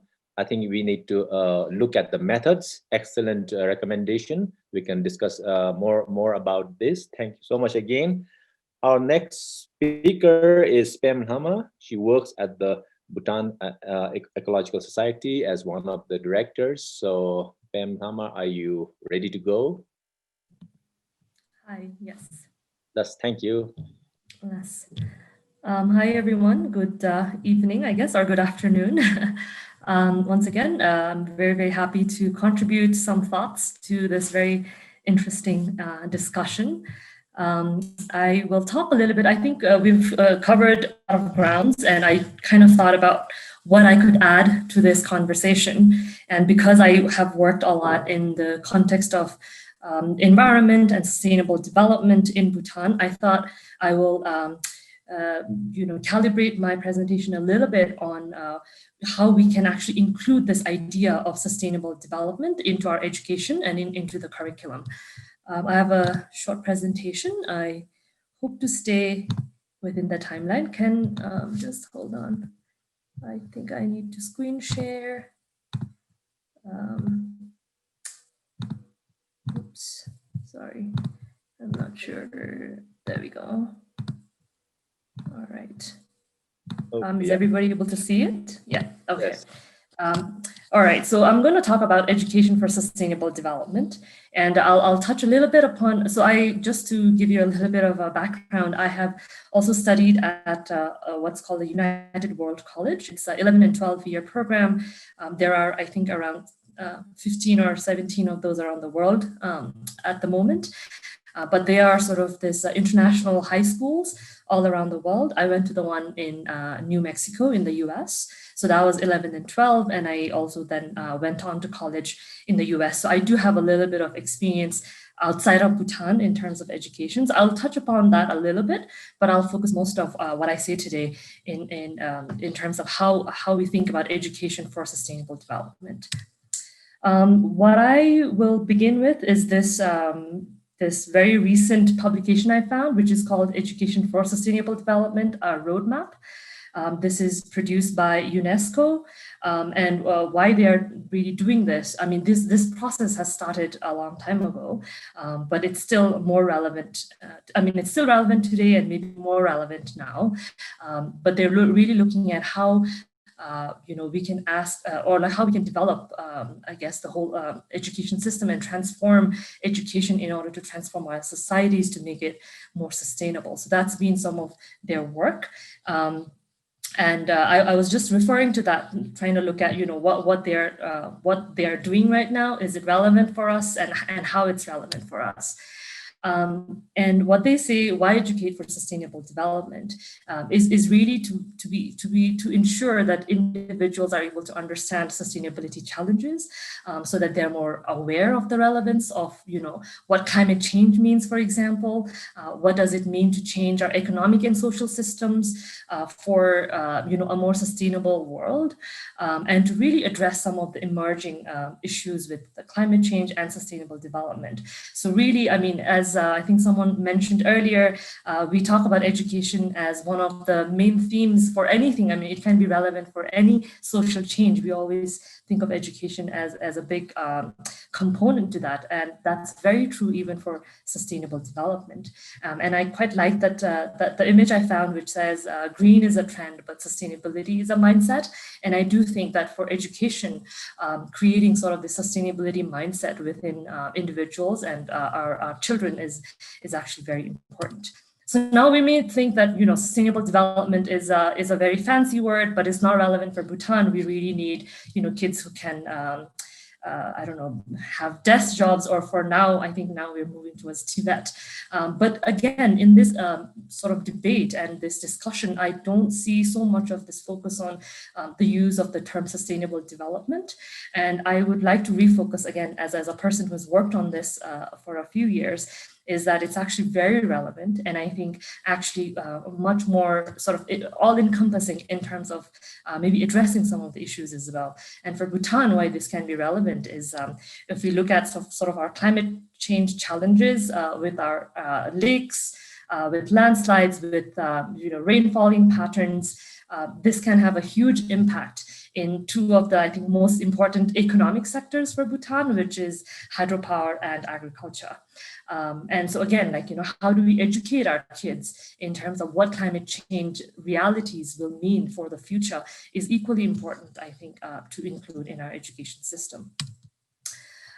Just to give a little bit of background for those of you who aren't thinking about these things on a daily basis, with climate change vulnerabilities, especially in Bhutan, some of the challenges we can see already are challenges to water resources. So changing hydrological cycle in terms of rainfall patterns will impact hydropower generation and agriculture, for example.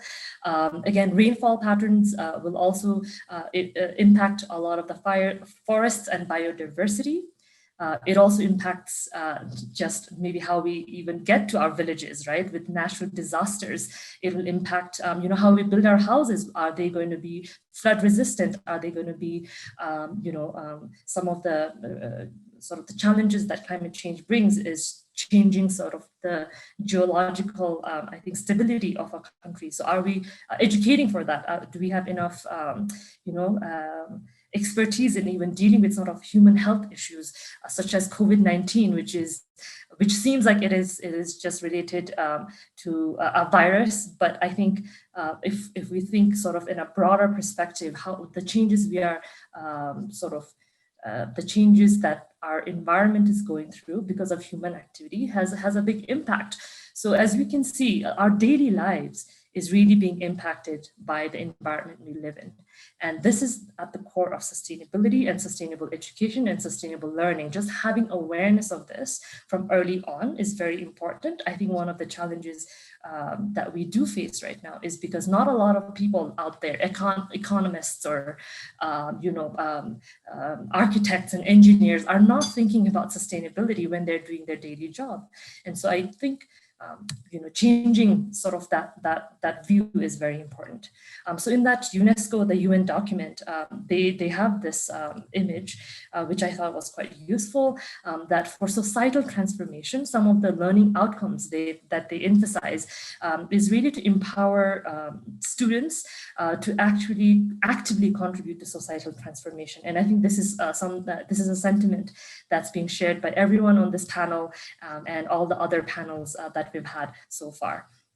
And in this context, for sustainable development, they're pushing for integrating sustainability issues within all kinds of learning. So all subjects, the way they are taught, the way schools, curriculum or just school, I would say mottos are developed should really sort of internalize sustainability as well. And in turn, that will also, impact and influence pedagogy and learning environment. So it's really transform the environment in which students learn and how we can really bring this, again, sustainable mindsets into the future generation. I'm not going to go through this, but there are sort of 5 strategic sort of pushes that the UN is emphasizing on is advancing policy. So to make sure that national policies are enabling sustainable development and sustainable learning.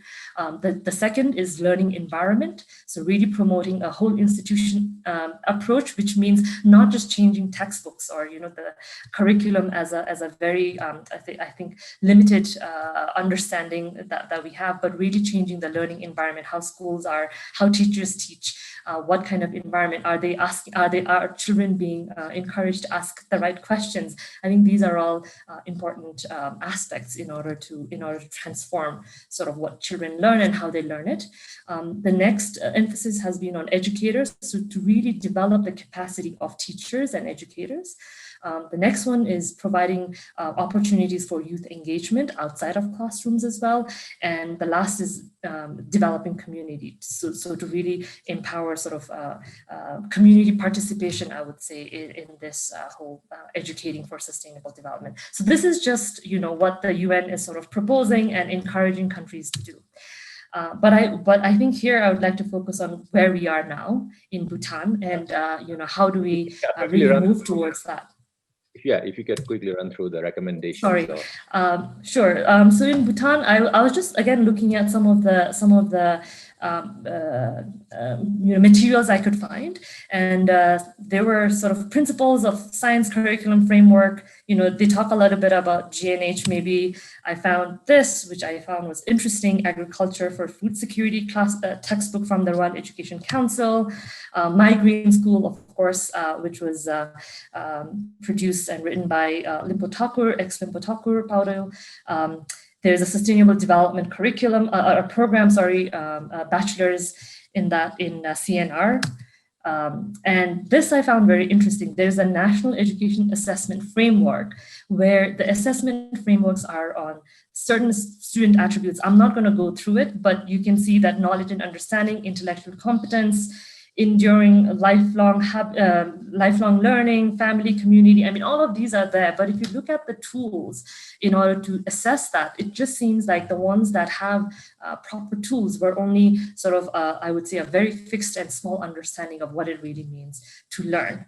And I wanted to just go through this to contrast a little bit from my high school experience. Again, like I said, it was an international school. It's called the UWC, United World College. And there, this college, it's a high school, it's called a college, but it's a place where they really care. I think the core values of this educational institute is to promote sort of this international cultural understanding, a lot of respect, idealism, and a lot of, I would say, active learning. And I just wanted to contrast a little bit on what I learned then and what school is like here in Bhutan.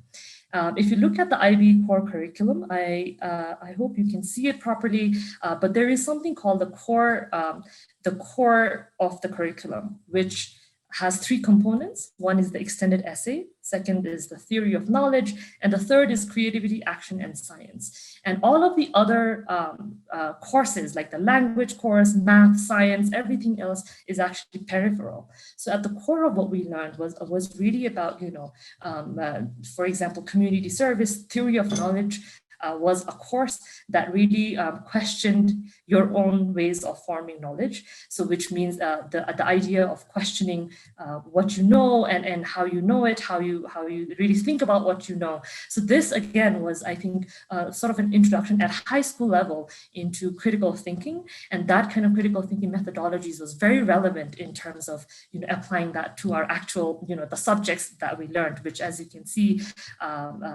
were various subjects which you could pick. But what I wanted to show through this sort of contrast is that at the core of what the IB curriculum teaches was much beyond, I would say, what we think as curriculum at the moment in Bhutan, especially, where I feel the focus is just like, if you teach economics, what are the assessments for economics, rather than thinking about what kind of students or what kind of educated individuals are we pumping out into the society.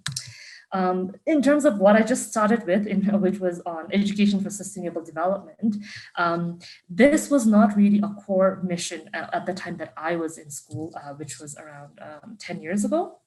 But in the recent years, sustainability has taken obviously a global importance. And for that purpose, at the moment in UWC where I went, they have actually started a new research center called the Agroecology Center, where students are growing their own food for this boarding school, where they provide, so the food that they grow goes to the dining hall. So I think this is one way. The reason I bring this up is that in this education, the previous curriculum I showed you, it was, I think, very advanced, very good.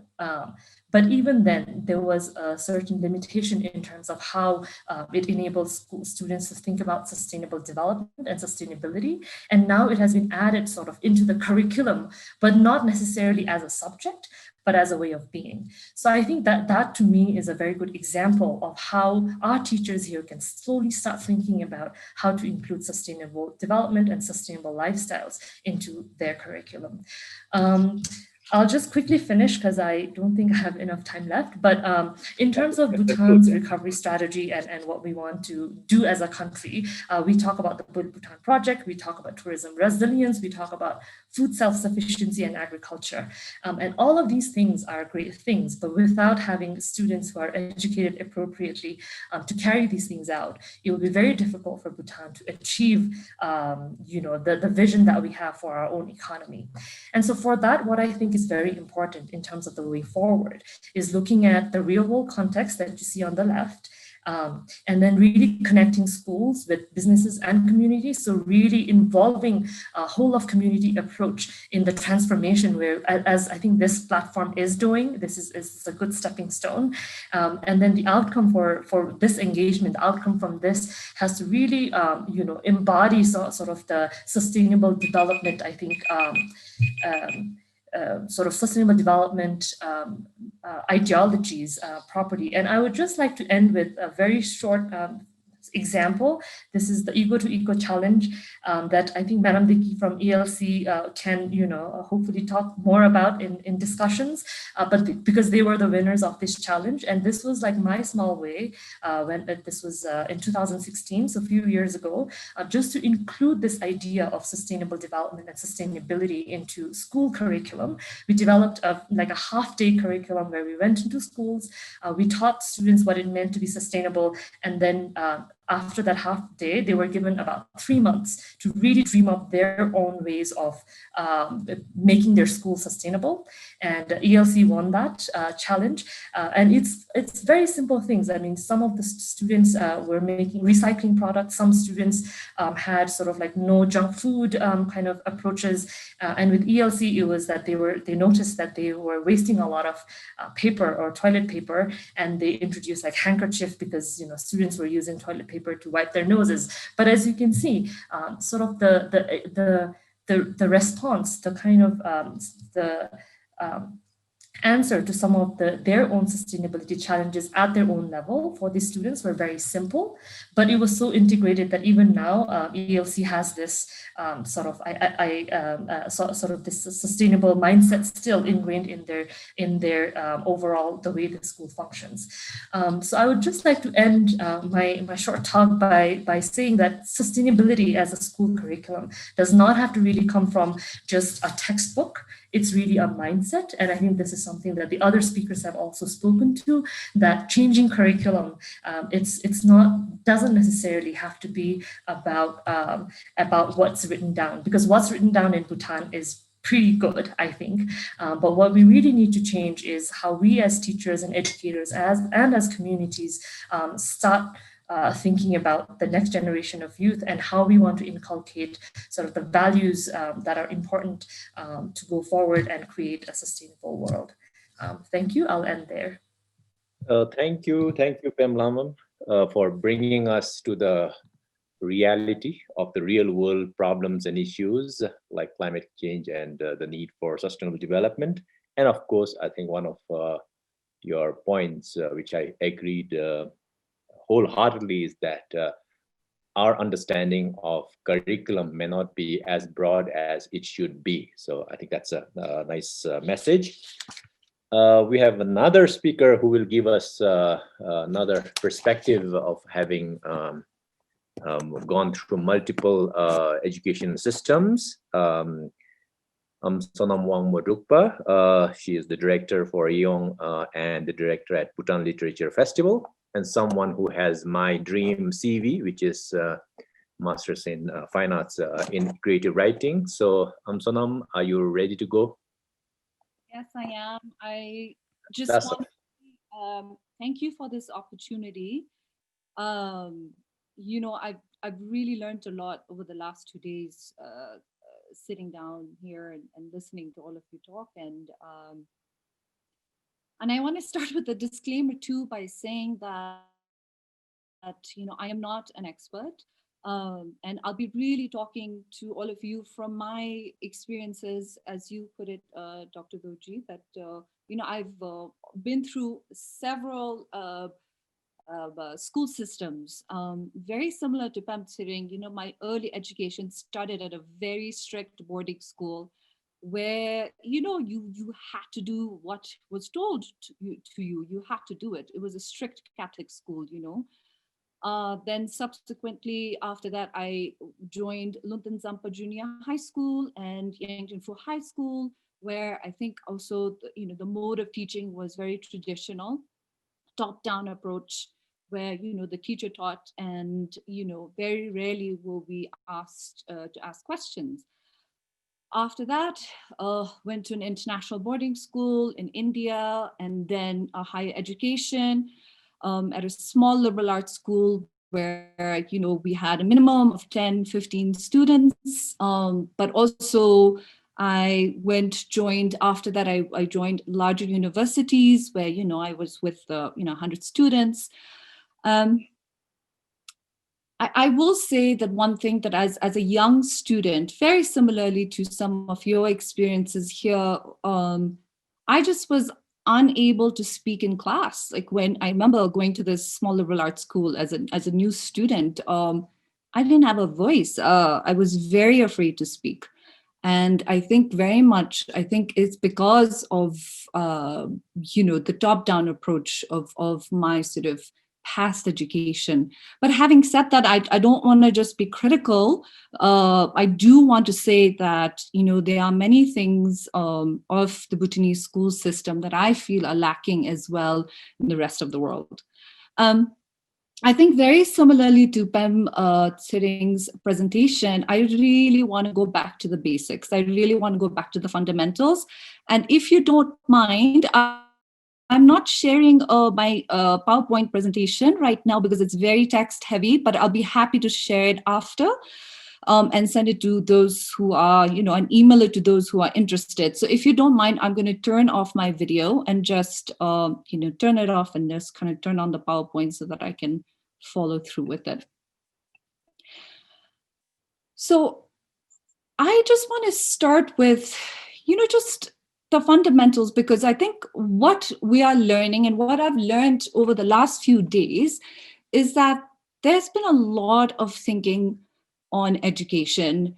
There's a lot of, you know, and I think it would be incorrect to say that, you know, education folks who are in the education department have not really thought through.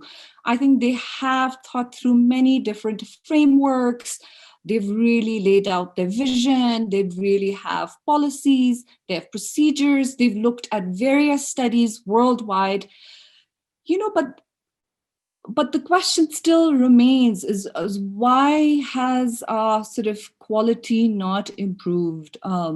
Why is it that, you know, we're still stagnant? Like why is it we're not able to achieve sort of the basics for children, like learning to read and write and critical analysis, you know? And I'm asking this question to myself, and I think a lot of you have sort of alluded to it. And one thing that I would like to turn to is, you know, what I want to ask the question is, what do teachers really want to teach? You know, are we valuing our teachers?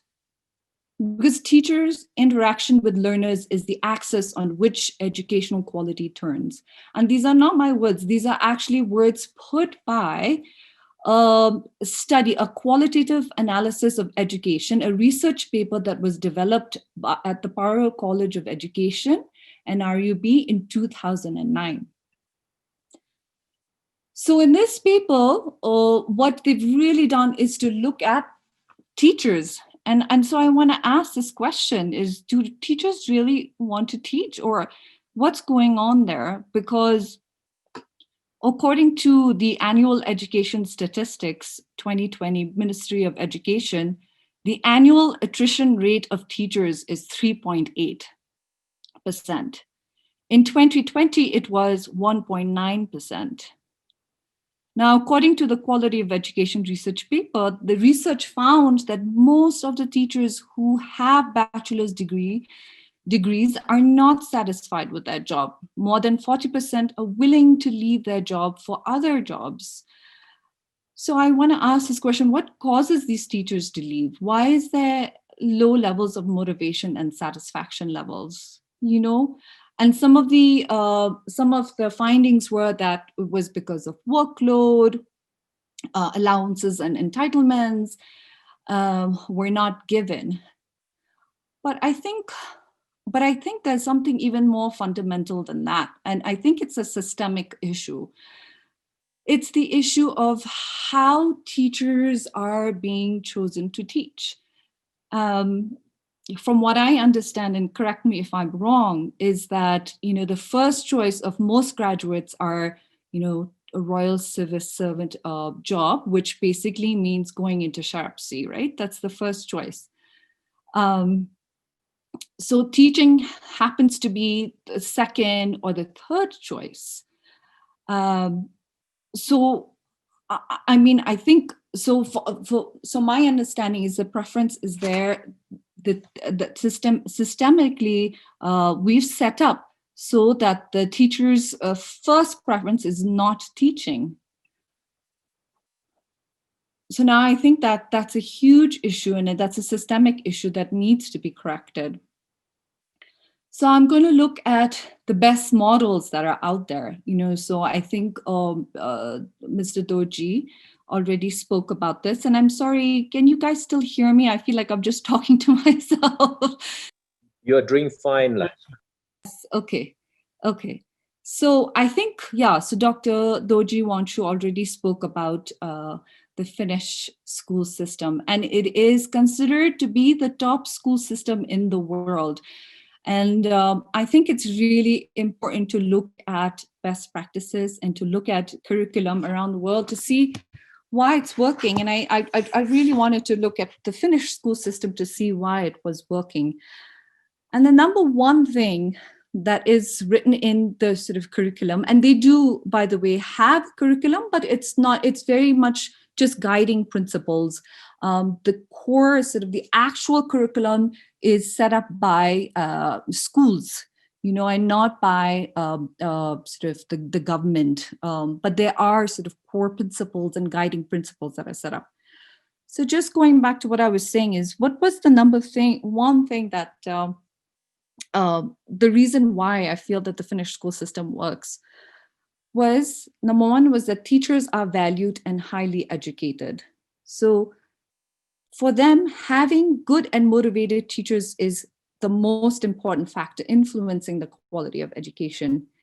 In Finland, teachers are highly educated and valued professionals. The teaching profession is very popular among young and talented people because there is a lot of room for autonomy and creativity in teachers' everyday work. So I felt that was like super important, and something that I think a lot of teachers, I feel, struggle with is the sense of not having that autonomy and not having that allowance for creativity.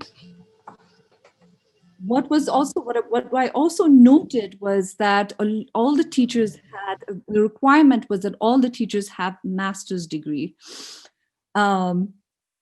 So preschoolers were taught by teachers who had master's degree. And I'm not saying that this should be exactly the situation for Bhutan, but I do feel that it is necessary for our teachers to have as continued assessments and to have trainings so that they can develop professionally, continuous process.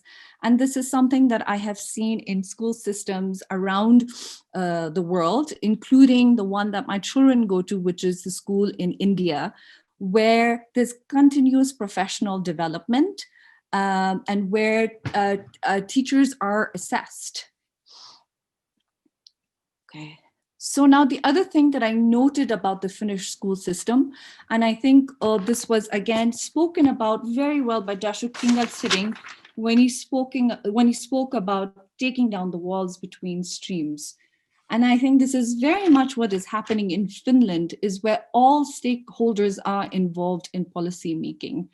And when I mean all stakeholders, they have the system called a tripartite partnership, which is a partnership to discuss policymaking for education, where governments are involved, where employers of different organizations are involved. They have trade unions, I think, which would sort of, if I were to think of a Bhutan situation, we would have the Ministry of Labor involved. And last but not the least, the teachers were also represented, and they were key players in the development of education, or they are the key players of development of education. So now, what are the other features of the Finnish model that I've noticed? One thing that I've also noted is that the focus of the education is really on learning and not on testing. So there are no national tests for pupils in basic education in Finland. Instead, teachers are responsible for assessments. And I feel this is even true for American schools at the primary level. So where students are assessed on one-on-one basis, they are not given grades, where they really look to see sort of what their strengths are, sort of what their weaknesses are. And so what happens is both the schools and learning outcomes and assessments of pupils are in the nature of encouragement and support.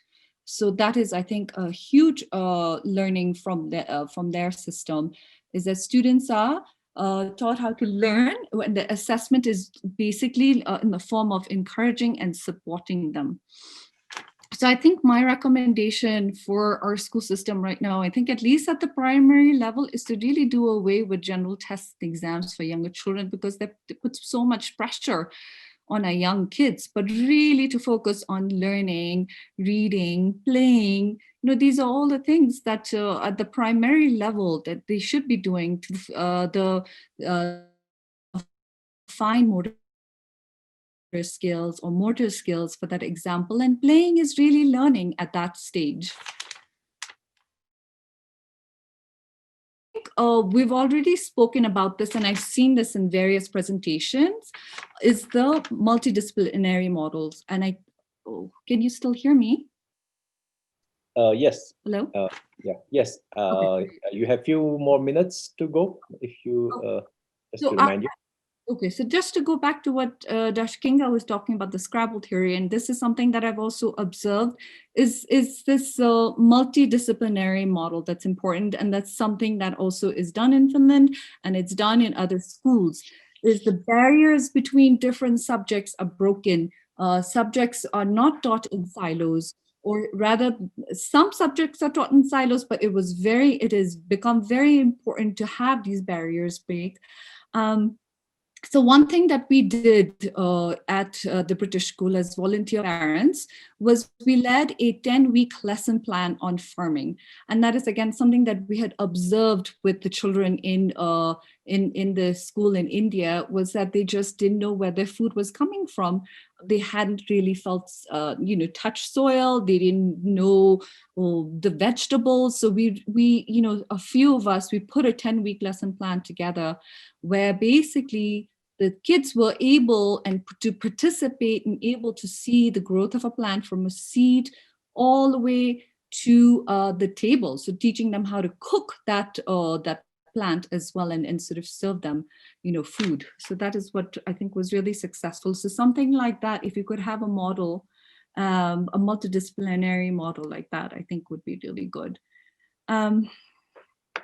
And I think, okay, just so that I have just one more point that I really want to sort of share is that a lot of my friends in the United States, as well as Europe, they did not have money to pay for their education.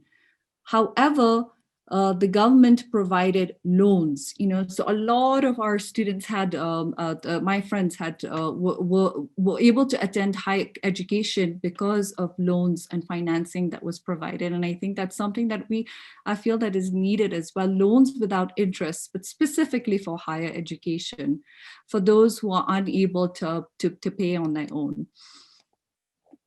Last but not least, I just want to talk about, what Dr. Karma Pinso from Loden Foundation had brought up, which was, while we look out, and I feel that it is very important to look at best practices, it's also really important to look within and to really deepen our understanding of our Vajrayana Buddhism traditions, really what makes us Bhutanese, and I think I've seen this in the curriculum that was put out by the Ministry of Education, but I don't know how much it was sort of integrated into the school system. Some of the models that we can look at are the middle path education, middle way school, the blue line preschool.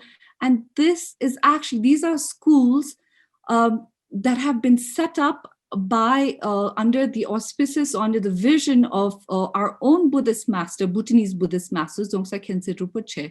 So I think that's something that we can also look at to see how it would work in Bhutan, but collaboration with the Zung Dasang, I think, would be important in that regard.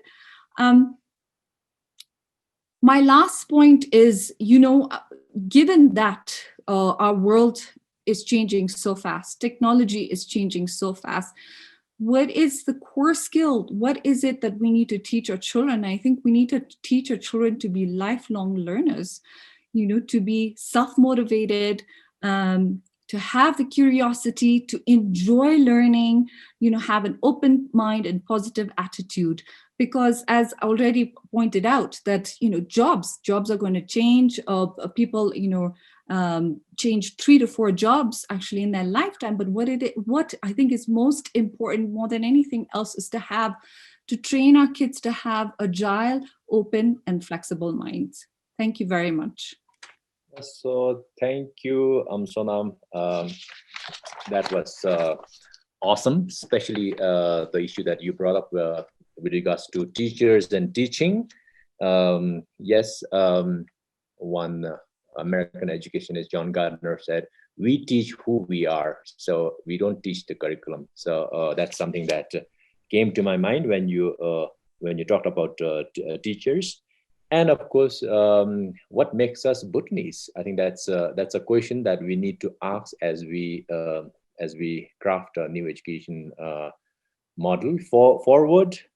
Experimental schools. Yes, I am aware about the middle way school that was inspired by Jamyang Khyentse.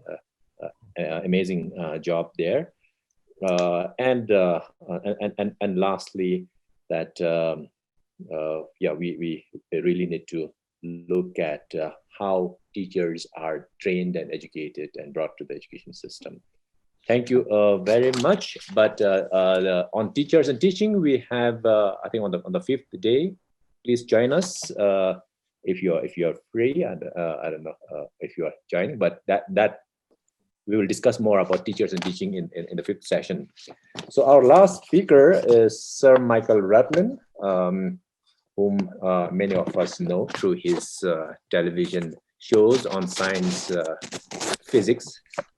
Sir Michael, besides what you have read on our brochure, is an honorary citizen of Bhutan. He was a royal tutor at the Royal Academy in the 70s, where His Majesty the 4th King went and studied as a crown prince.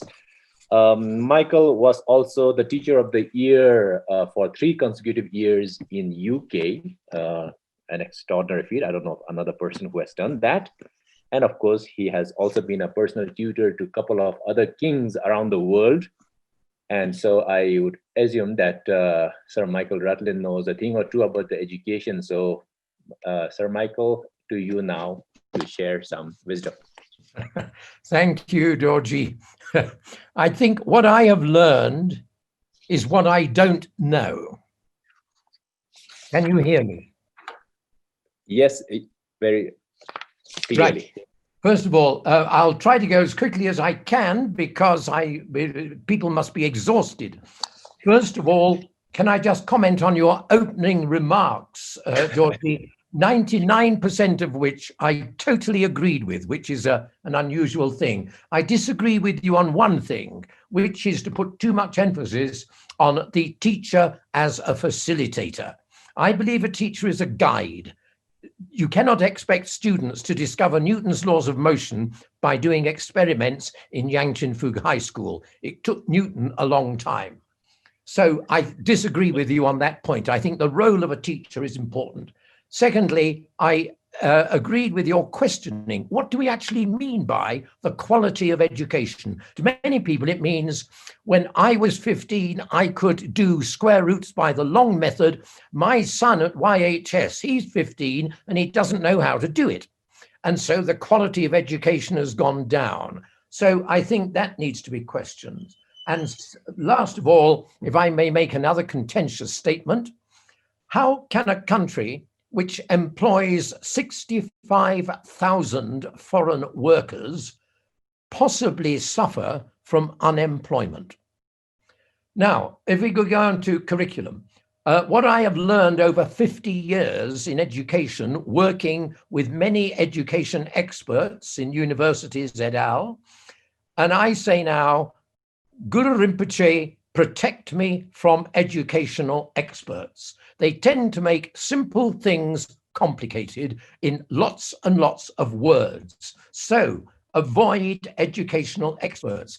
And if we look at the quality of what we have heard this afternoon and the day before last on the purpose of education from people who are not educationists, I think it is superb, better than what one tends to get from educationists, so-called. And I can say that because I have an MA in education and curriculum development, and all it was a whole lot of verbiage. However, if I may make a number of points, searching for the perfect curriculum is like looking for the end of the rainbow. It does not exist. So my great message would be not to let excellent be the enemy of good. Let us search for a good curriculum, and it won't be perfect. Secondly, and this is a really important point, and it relates to the last speaker's comments, a good curriculum in the hands of a bad teacher is disastrous. A bad curriculum in the hands of a good teacher can be wonderful. So at the end of the day, all the talk about curriculum is immaterial. What really counts are the people who are going to deliver the curriculum. They need to understand it, subscribe to it, and give their wholehearted enthusiasm to it. Remember that, it's so important. Good curriculum, bad teacher, terrible. Bad curriculum, good teacher can be very good indeed. And Gopilal mentioned the slow curriculum. 32 years ago, I worked here on a project called Strengthening Technical and Vocational Education. We produced a big report. I just see that one or two of the recommendations of the report were implemented last year, 32 years later. The report went into the bottom drawer of a filing cabinet and remained there. And I found it the other day, my copy of it, and I realized that actually nothing really has changed. So it's about time fingers got pulled out and change actually happened, and that we don't just end up with some new policy documents. Which reminds me to mention, I'm holding in my hand here a copy, quite a lot of paper, and it was all done by typewriter, of a new education policy that was commanded by the fourth king in the 1980s when Dasho Nado Rinchen was Director of Education. Sitting on the little policy writing committee were people like late Father Mackey, late Dasho Lampenjo, late Lupan Pemela. I think the only person left alive of that committee is, in fact, Dasho Nado Rinchen. But I firmly believe, Dorji, that if this document had been implemented, it was approved by His Majesty the Fourth King. With one amendment, he put more emphasis on Driglam Namsha. If it had been implemented in the 80s, we would not have the unemployment problem that we have today. It gives a lot of emphasis to bringing technical and vocational education into the school curriculum. It produces a differentiated curriculum, a curriculum for children according to their ability, interests, and aptitudes. It puts a lot of emphasis on agriculture, and I believe it would have not created the problems that we have today in education and society. But that was in the mid-80s, and who has ever looked at it? I do recommend anybody looking at new policies to look at that document. I think I've got the only copy in Bhutan, incidentally. What that really means is that changing a national education system is like turning round an aircraft carrier. It's a big, big job, and it cannot be achieved in a flash of an instant of time, if only because you need to train teachers in the revised ways of looking at things. So the next message is, don't imagine that what might appear to work in other countries will also work in Bhutan. The classic example of that was the introduction of NAPE, which didn't come from Ireland, it came from England and was brought in by VSO teachers. And one of the great emphatic points was that it involved the children using resources, and the definition of the teacher was the resource manager. The one problem in Bhutan was most schools didn't have any resources to manage.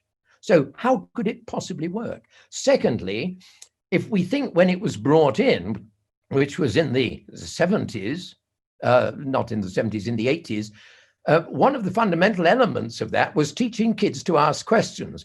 Well, if you go back to your young days in Bhutan in school, the one thing you were not allowed to do was ask questions. So how could an educational development which relied on something that was forbidden in the school possibly be successful? Don't just think that what other countries do is better. That isn't true. Now, if I could just go through a list of what I think a curriculum should do. A curriculum should provide information. A curriculum should provide knowledge. Now, the difference between information and knowledge is a very interesting one, which I'll allow you to think about. It should teach children to learn how to process the knowledge, thinking skills. It should make it clear that it is the processing of the knowledge, not the learning of the knowledge. It's the processing of the knowledge which leads to understanding. And it should be made clear that it's only if you understand knowledge that you can actually use knowledge. We have far too many people in the country who have knowledge from MAs and Lord knows what, but they don't actually really understand the knowledge they've got. So either they try not to do anything, or they make a mess of what they're trying to do because they did not understand the knowledge they have. Secondly, understanding the knowledge helps us to understand what we do not know. And it is equally as important to know what we don't know as what we do know. And next to last, knowing what we don't know is what leads to wisdom. Wisdom is knowing what you don't know.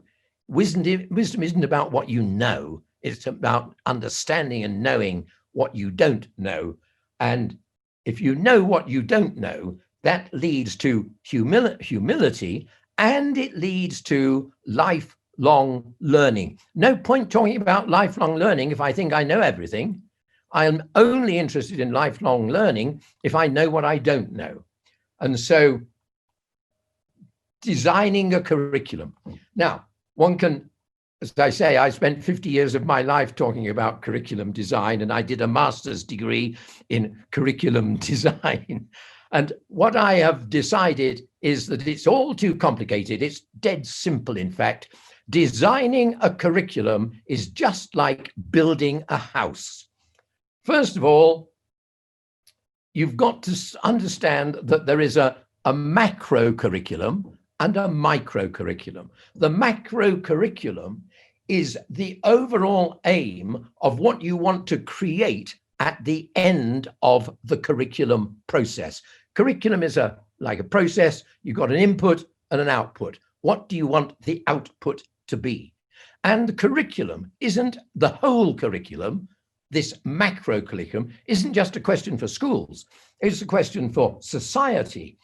It's much more than just what you learn in school. It's what you learn from your family. It's what you learn from your village. It's what you learn from your community. It's what you learn from government actions. It's what you learn from adults that you see around you. No point talking about sustainable development and taking care of the environment when your mum and dad go out in the car towards Chandigarh in order to throw their bag of rubbish over the road while you sit in the back helping them.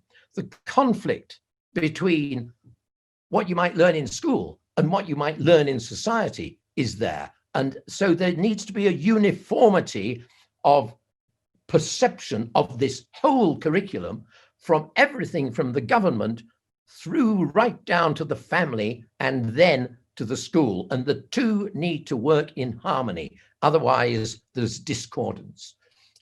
Curriculum is more than just what you learn in school. The whole curriculum, the idea of the whole curriculum is like saying, what sort of house do I want to build? Sort of, what do I want it to look like on the outside? And you have to pay attention to the environment, the context, how much money you've got. A whole lot of factors come into saying what sort of house I would like. The macro curriculum is rather like the architect drawing up the plans for your house. You say what you want at the end, and the architect draws up the plans. You then ask, do his plans fulfill my needs, and then approve it or not. Now, the micro curriculum are the building bricks used to build the house that the architect has designed. And the micro curriculum, the building bricks, are the things you think about of learning in school. They're the subjects, the bricks, the stones, the wood, the toilet fitment, the light switches. They are the elements which go into creating this whole curriculum of the house that you want. Now, this gives us a clue about developing a curriculum because it has to be in sequence. There's no point buying the bricks and the light switches until you've decided what sort of house you want. Otherwise, you'll find you've wasted your time and money. You need the architect's design before starting to buy the bricks and the bits and pieces that'll go into the house. So without the architect's plans, you shouldn't start trying to buy the materials. In other words, what I'm trying to say is you have to have a plan for the whole curriculum before you start looking at the micro curriculum. Now, the macro curriculum, as I say, involves two elements. First of all, the formal curriculum, the non-formal curriculum, which you get from family, community, society, nation, government actions, examples of adults around you. And as I say, analysis at this level is like drawing the architect's plans for your house. Then there is what we call the formal curriculum, and that's what you get in the education system. And that is like choosing the materials you're going to use to build your house. I used aerated concrete blocks. You might use bricks. Somebody else might use mud. But it is important that the formal and the informal curriculum lock together harmoniously. Otherwise, the young person is in a continual conflict. They learn one thing at school and they see precisely the opposite implemented by their parents, by the community, by the government. So this applies to sustainable development relating to the last speaker. Unless we see sustainable development manifest everywhere, then there's no point teaching it in school, because the example of mum or dad might be quite the opposite. Now, when it comes to building your house, you have to choose your bricks. Now, there are various types of brick. Some bricks are bog standard, you know, the red thing you just build a wall with. Some bricks are rather special, a bit decorated, and some are very specific for a particular purpose, like tiles to go in a bathroom. So I would say that the basic bricks for building your house are the basic skills, information, and knowledge. And I would summarize it in a sense in languages. We need to teach the young person the languages to allow them to operate in the world, like reading, writing, and speaking. And great emphasis on speaking, which is often ignored in school. General comment of a teacher is keep quiet, whereas we should be encouraging them to communicate verbally. We do most of our communication verbally. So the mathematics, but not mathematics. Let's begin with numeracy. Mathematics is too complicated. Numeracy is a language. We need the basic language of numeracy. We need a basic language of science, not grand, complicated numerical questions like what you get in exam papers, but the basic language of science, to be able to talk about basic principles of physics in a simple way. We need basic today information technology skills, but I would agree with you, Dorji, when you said, forget the 21st century. There's no such thing as the 21st century, it's just a year. So another element of basic languages is basic media understanding, and that is particularly important today. Look how we're communicating over media. So they need to understand the language of basic media communication. So those are what I call the basic standards, the bog standard bricks that I'm going to build the wall with. Then we get to specific bricks, which have got a particular design on them. And I'd say nation, the concept of nationhood. What is it? Somebody asked this question earlier. What does it mean to be a Bhutanese? Do we really know? Do we understand? Look at the conflict of cultures that a 15-year-old is subject to today in Thimphu. You've got, on the one hand, being Bhutanese, Driglam Namja, gross national happiness. You've got, on the other hand, all the Western influences from television. You've got, on the other hand, all the extraneous influences from social media. What a confusing pattern for a young person. They must be able to answer the question, I am Bhutanese. What does it mean to be a Bhutanese? And that is something they should be taught in school. Culture, environment, history, geography, all these are specific to Bhutan. And they are the bricks with special designs on. And then you've got what I call some advanced bricks, really complicated, special bricks for particular functions. And that I'd include things like mathematics as opposed to numeracy. Mathematics, written literature. I don't need to know Shakespeare to talk to you. Although it may help if I want to put you down with some quotation or another. But to develop a feel for literature, to develop an understanding of what reading can bring to me, not to my knowledge of the everyday job, but to my soul, to my spirit. Films, to watch a film can sometimes have an enormous emotional impact, which I will remember for the rest of my life. One very good example is that great film of the 1950s, Black Orpheus. If you haven't seen it, do go and see it. So these advanced bricks go into more detail so that your house is built from simple basic bricks, a few bricks with special designs on, and from rather complicated special for purpose bricks. Now, I believe a curriculum needs to be differentiated. There needs to be a curriculum which is so varied that it will cater for different abilities, different interests, and different aptitudes. I may be incredibly clever at mathematics and I want to be a pilot, but in fact, I'm colorblind. So forget it. So I have to think about my aptitudes as well as my interests. Some people have an aptitude for music, for acting. Others have an aptitude for writing. Others have an aptitude for mathematics. And something really important, I believe, and I've said this to successive Sherig Limpos, but nobody takes any notice.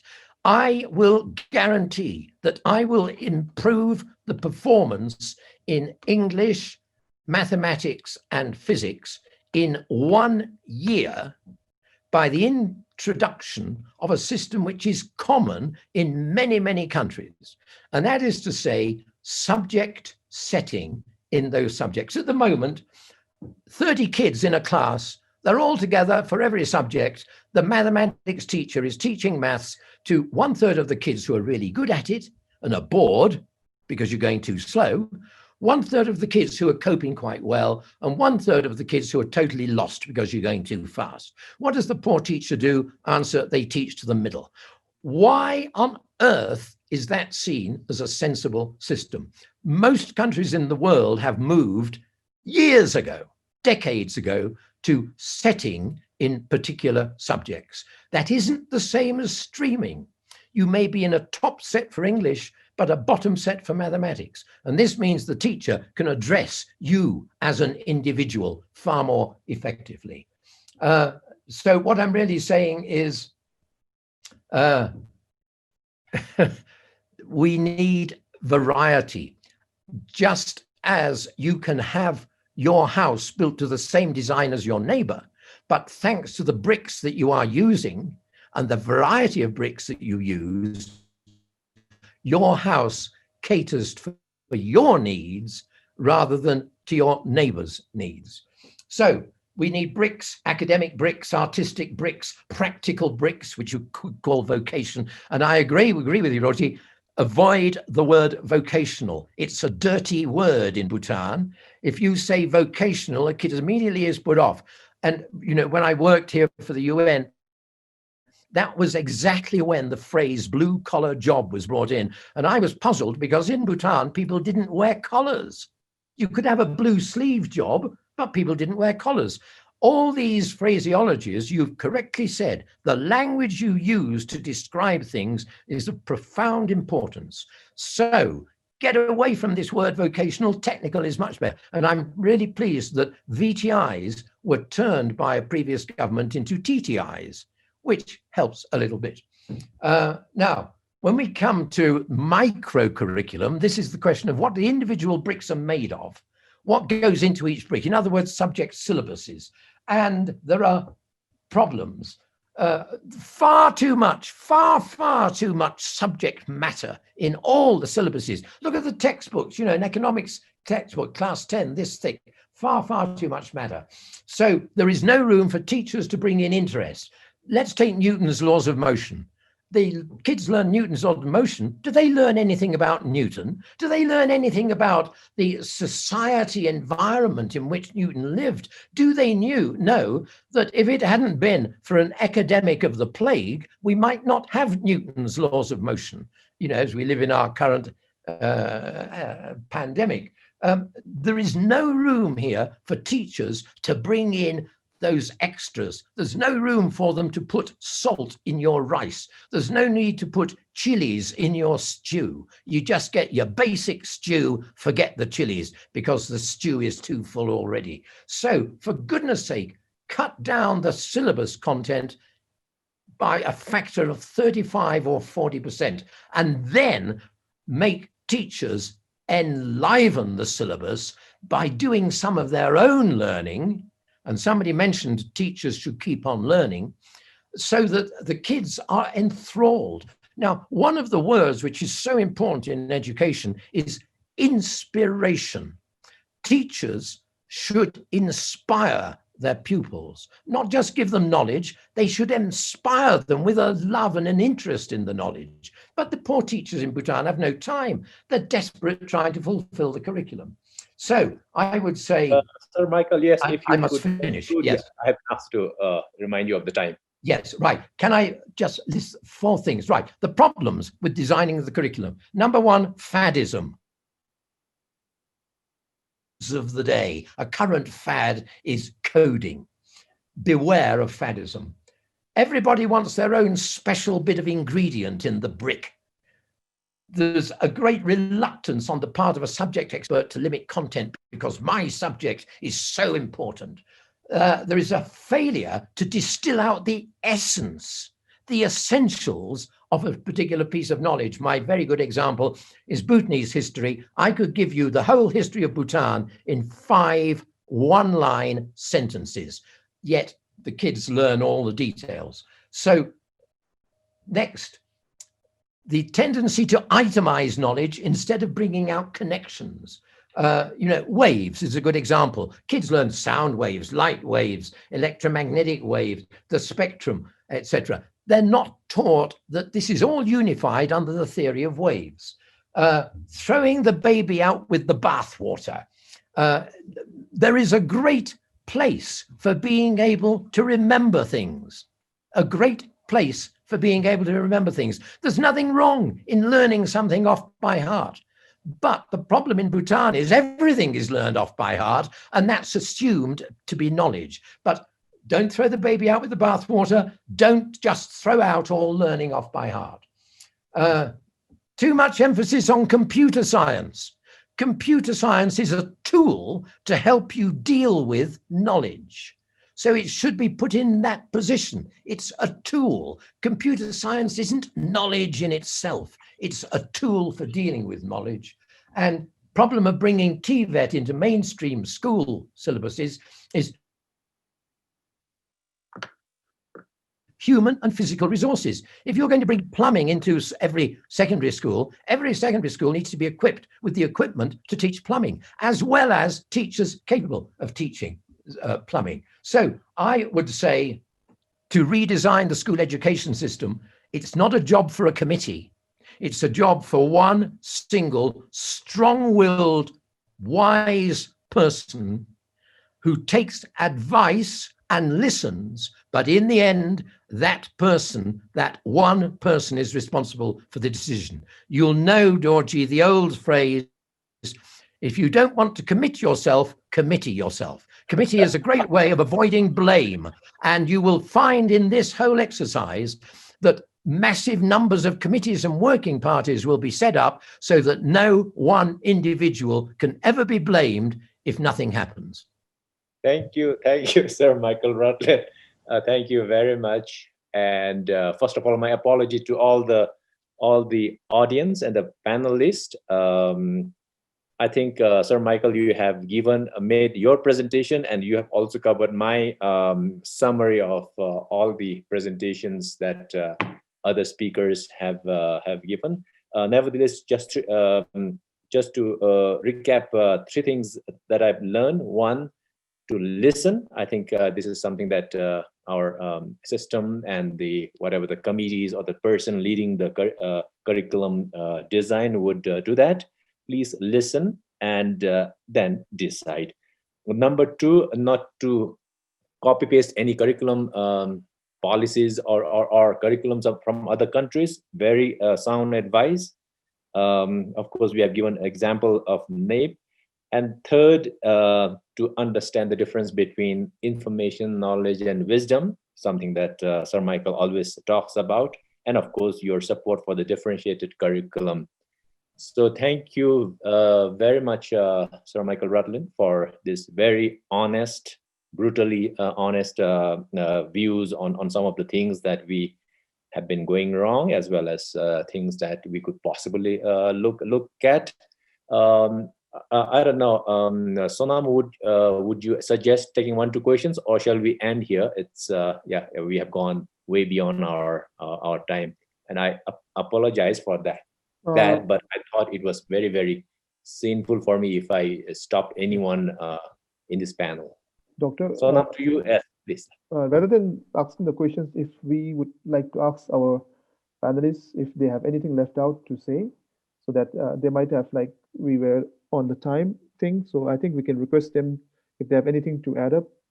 So I think that would like be fair on our side. Otherwise, like, we might be taking away what they have left out. What do you say? Yes. I think so. 1 minute, everyone. Shall we just go around, starting with Gopilal Acharya? If you, I don't see on my screen. Sorry. I think I didn't put my. So starting with Gopilal Acharya, one quick thoughts. You have 30 seconds. This is a rapid fire round. Okay. I don't really have anything of great value to add here. But what I do agree, I think, also would like to emphasize is with the recommendations going to the ministry and probably the government acting on His Majesty's desire. I would also not like to see a committee. My wish is that we have some rank outsiders coming in to look at the system instead of rounding up the usual suspects.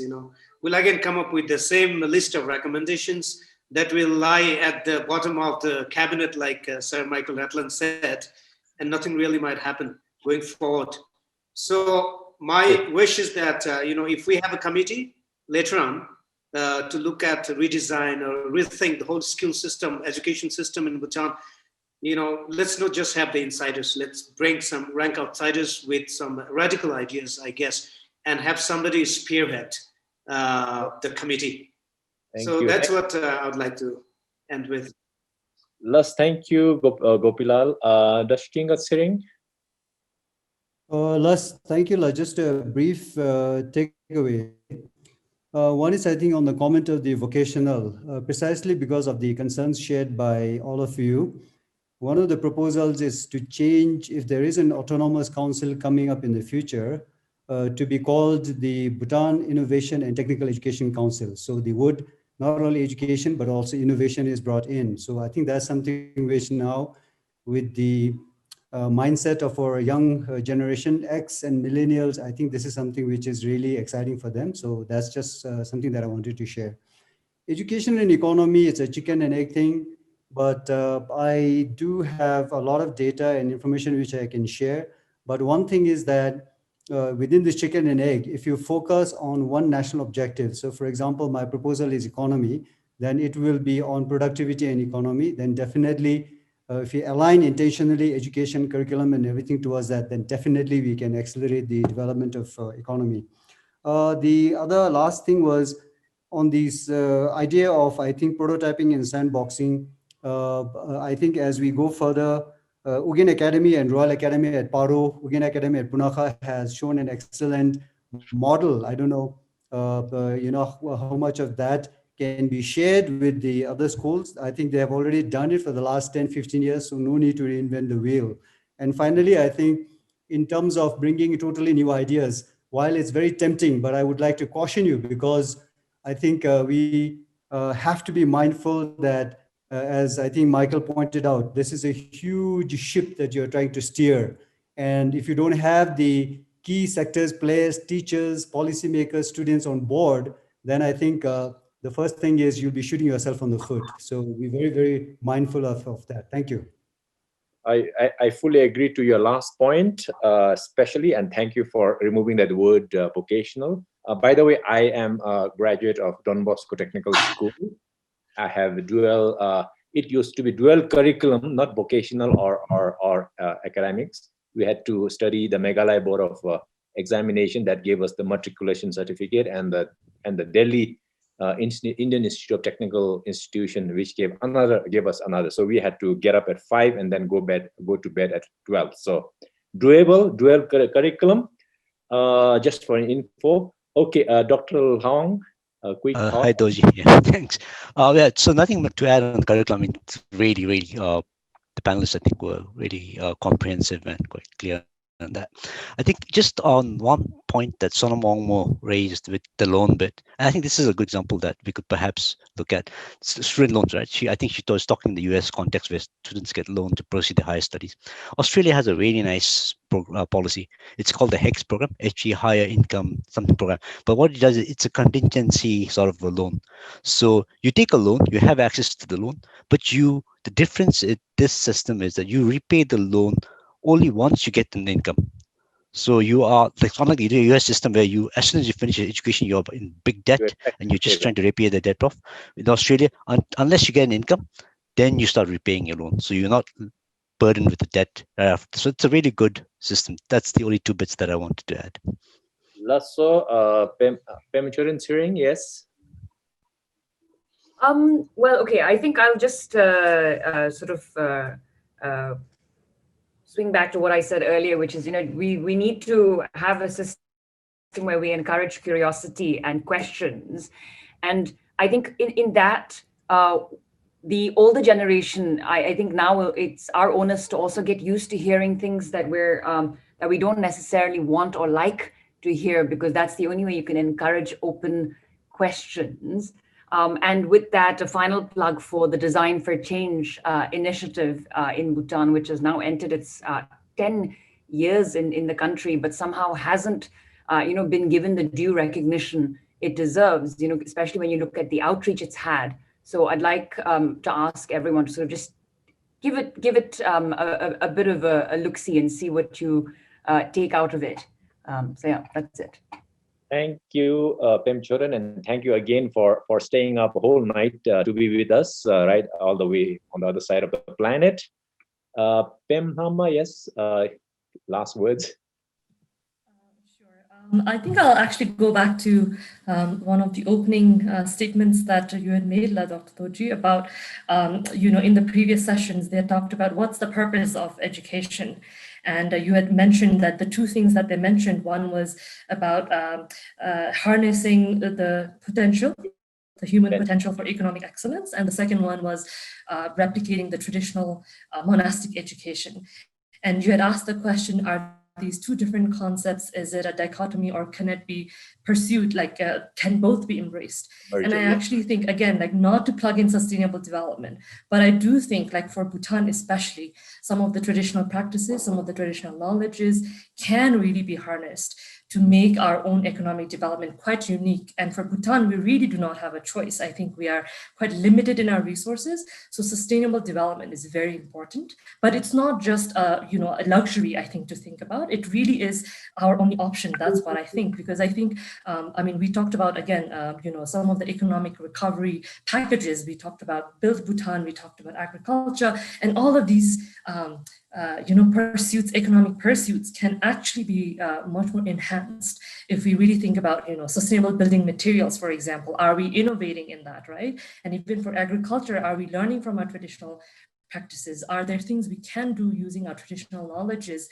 in order to move forward? So I do think, again, in the curriculum in itself, I would really like to put this sort of the note, sort of this overarching goal of having sustainable mindsets be a part of the curriculum. And again, I define curriculum as a very broad, notion where Sir Mark Ratland also mentioned that it's not just the teachers or the schools, it really should be the community, all of us really driving for bringing about this change in our overall education curriculum. Thank you. That's absolutely, thank you. And last, Sona Mongmo, yeah. Okay, I think I really took to heart what Sir Michael Rutland said about inspiration. And I think what is at the core of curriculum or teaching is what happens in the classroom between the teacher and the student. So we really need to create an atmosphere, the environment for inspiring, inspirational teachers, and the ability to inspire students.